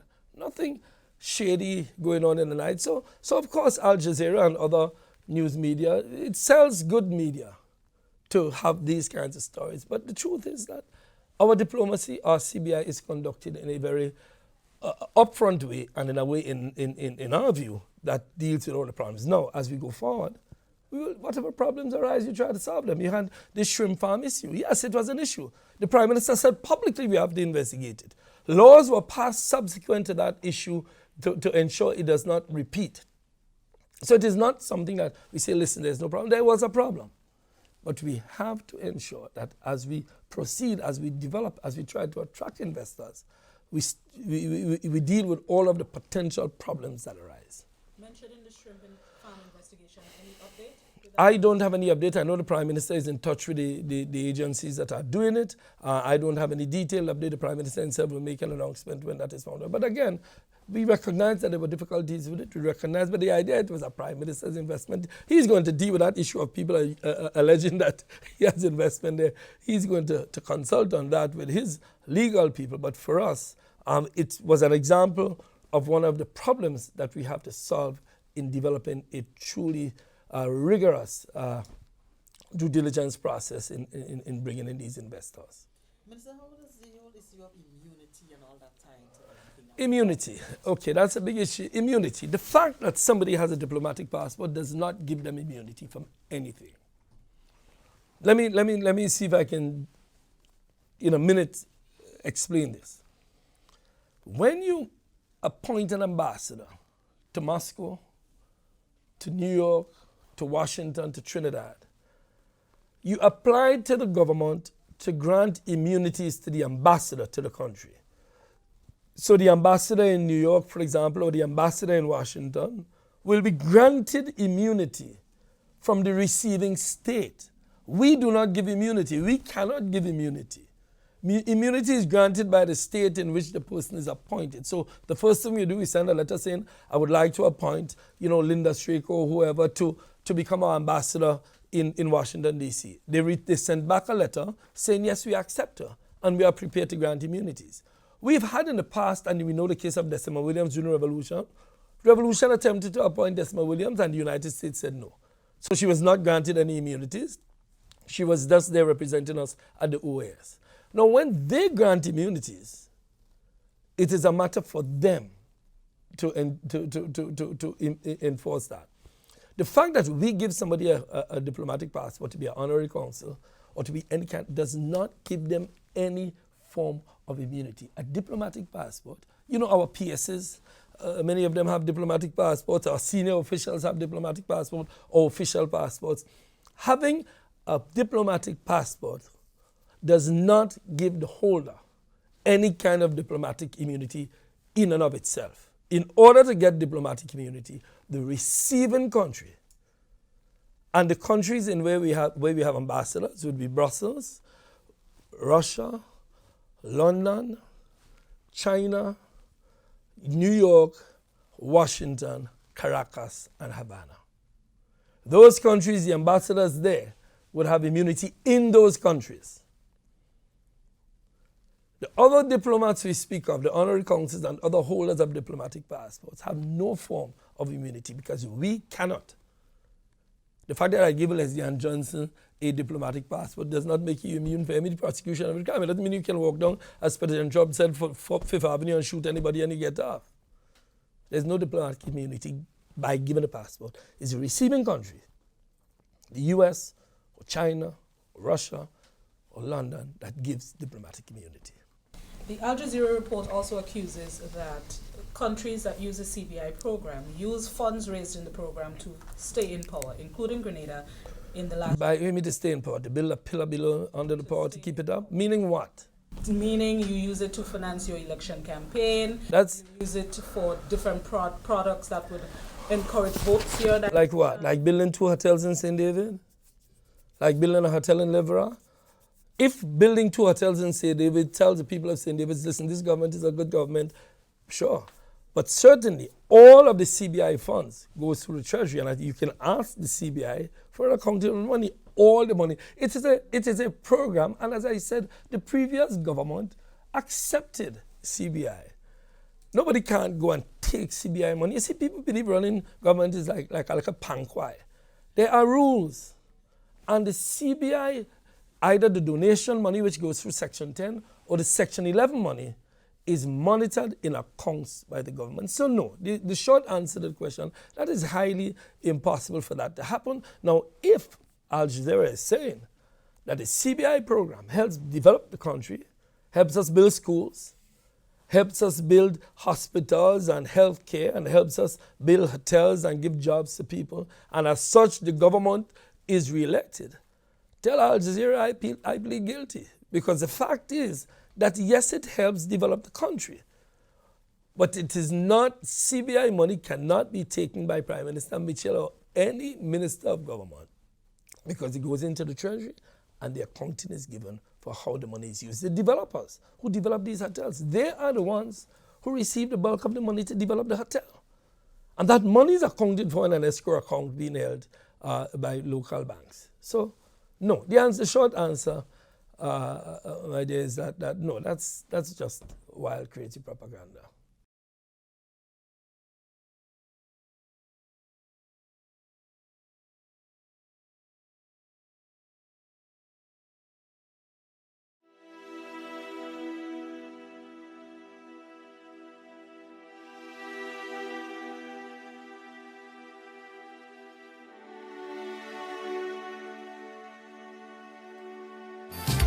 I love my Grenada, my homeland forever. Sing the chorus louder, tell them about Grenada, the land of my grandfather.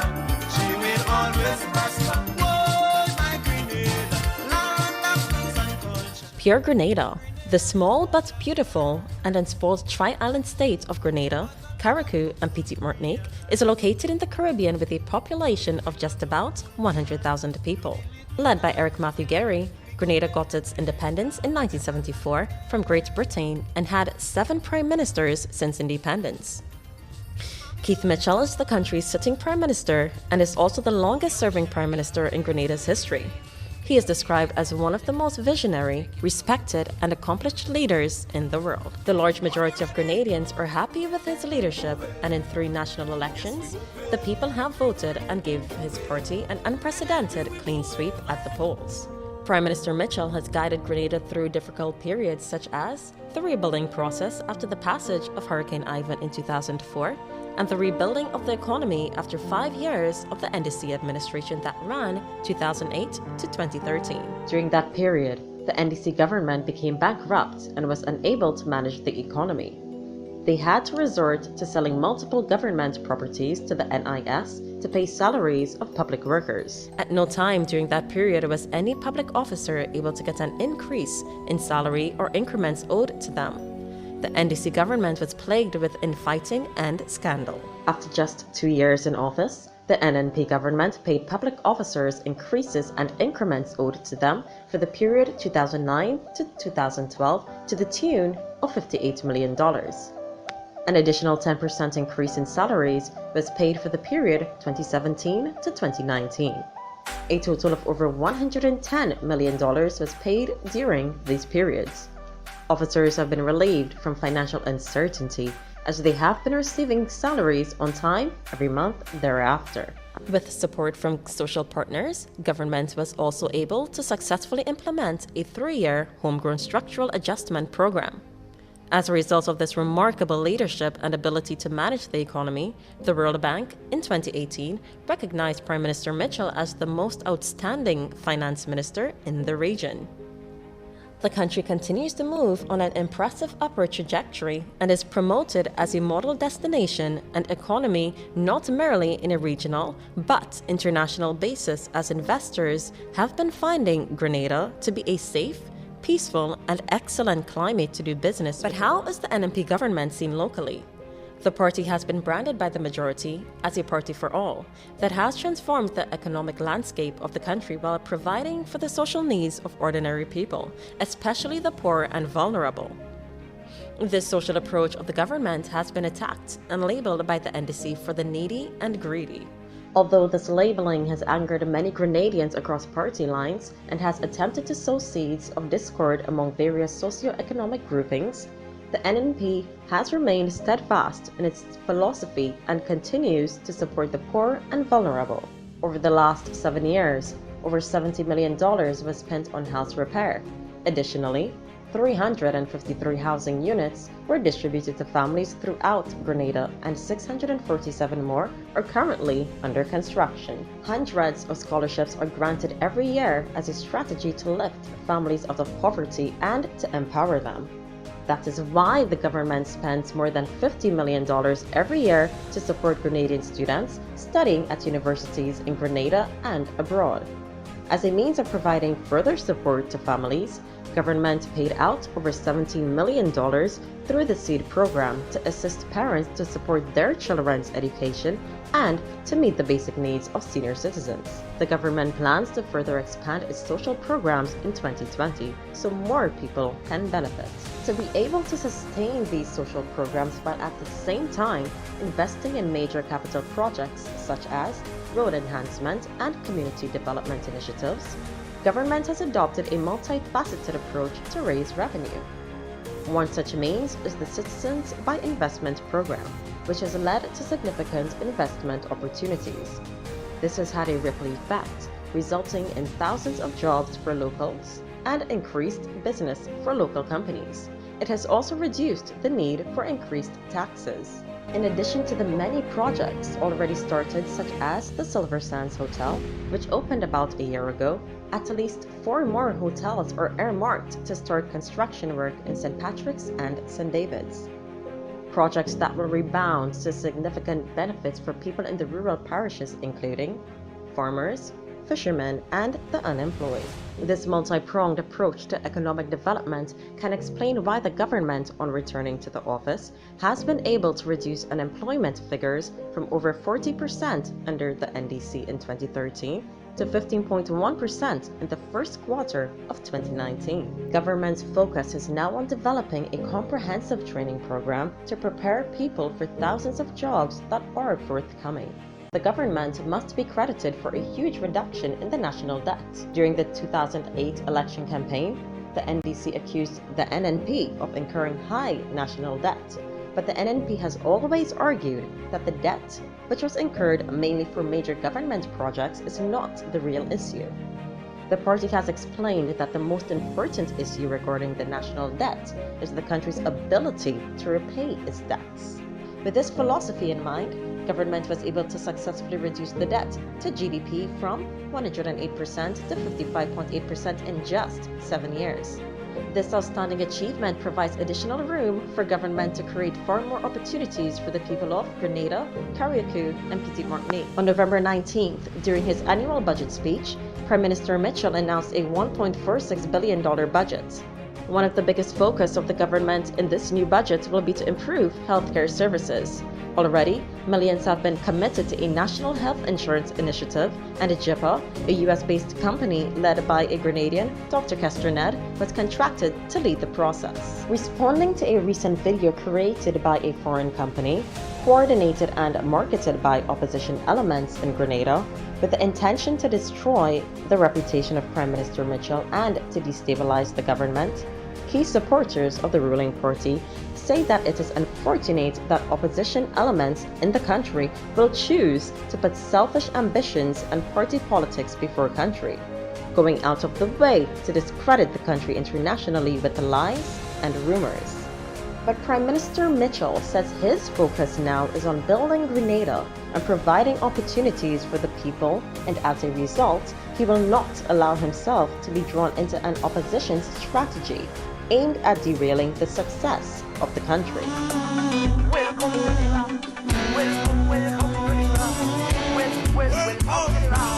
Despite the local party politics in Grenada, the tri-island state of Grenada, Carriacou and Petite Martinique continues to be a shining star in the region and a beacon of hope for the economic prosperity of the Caribbean region.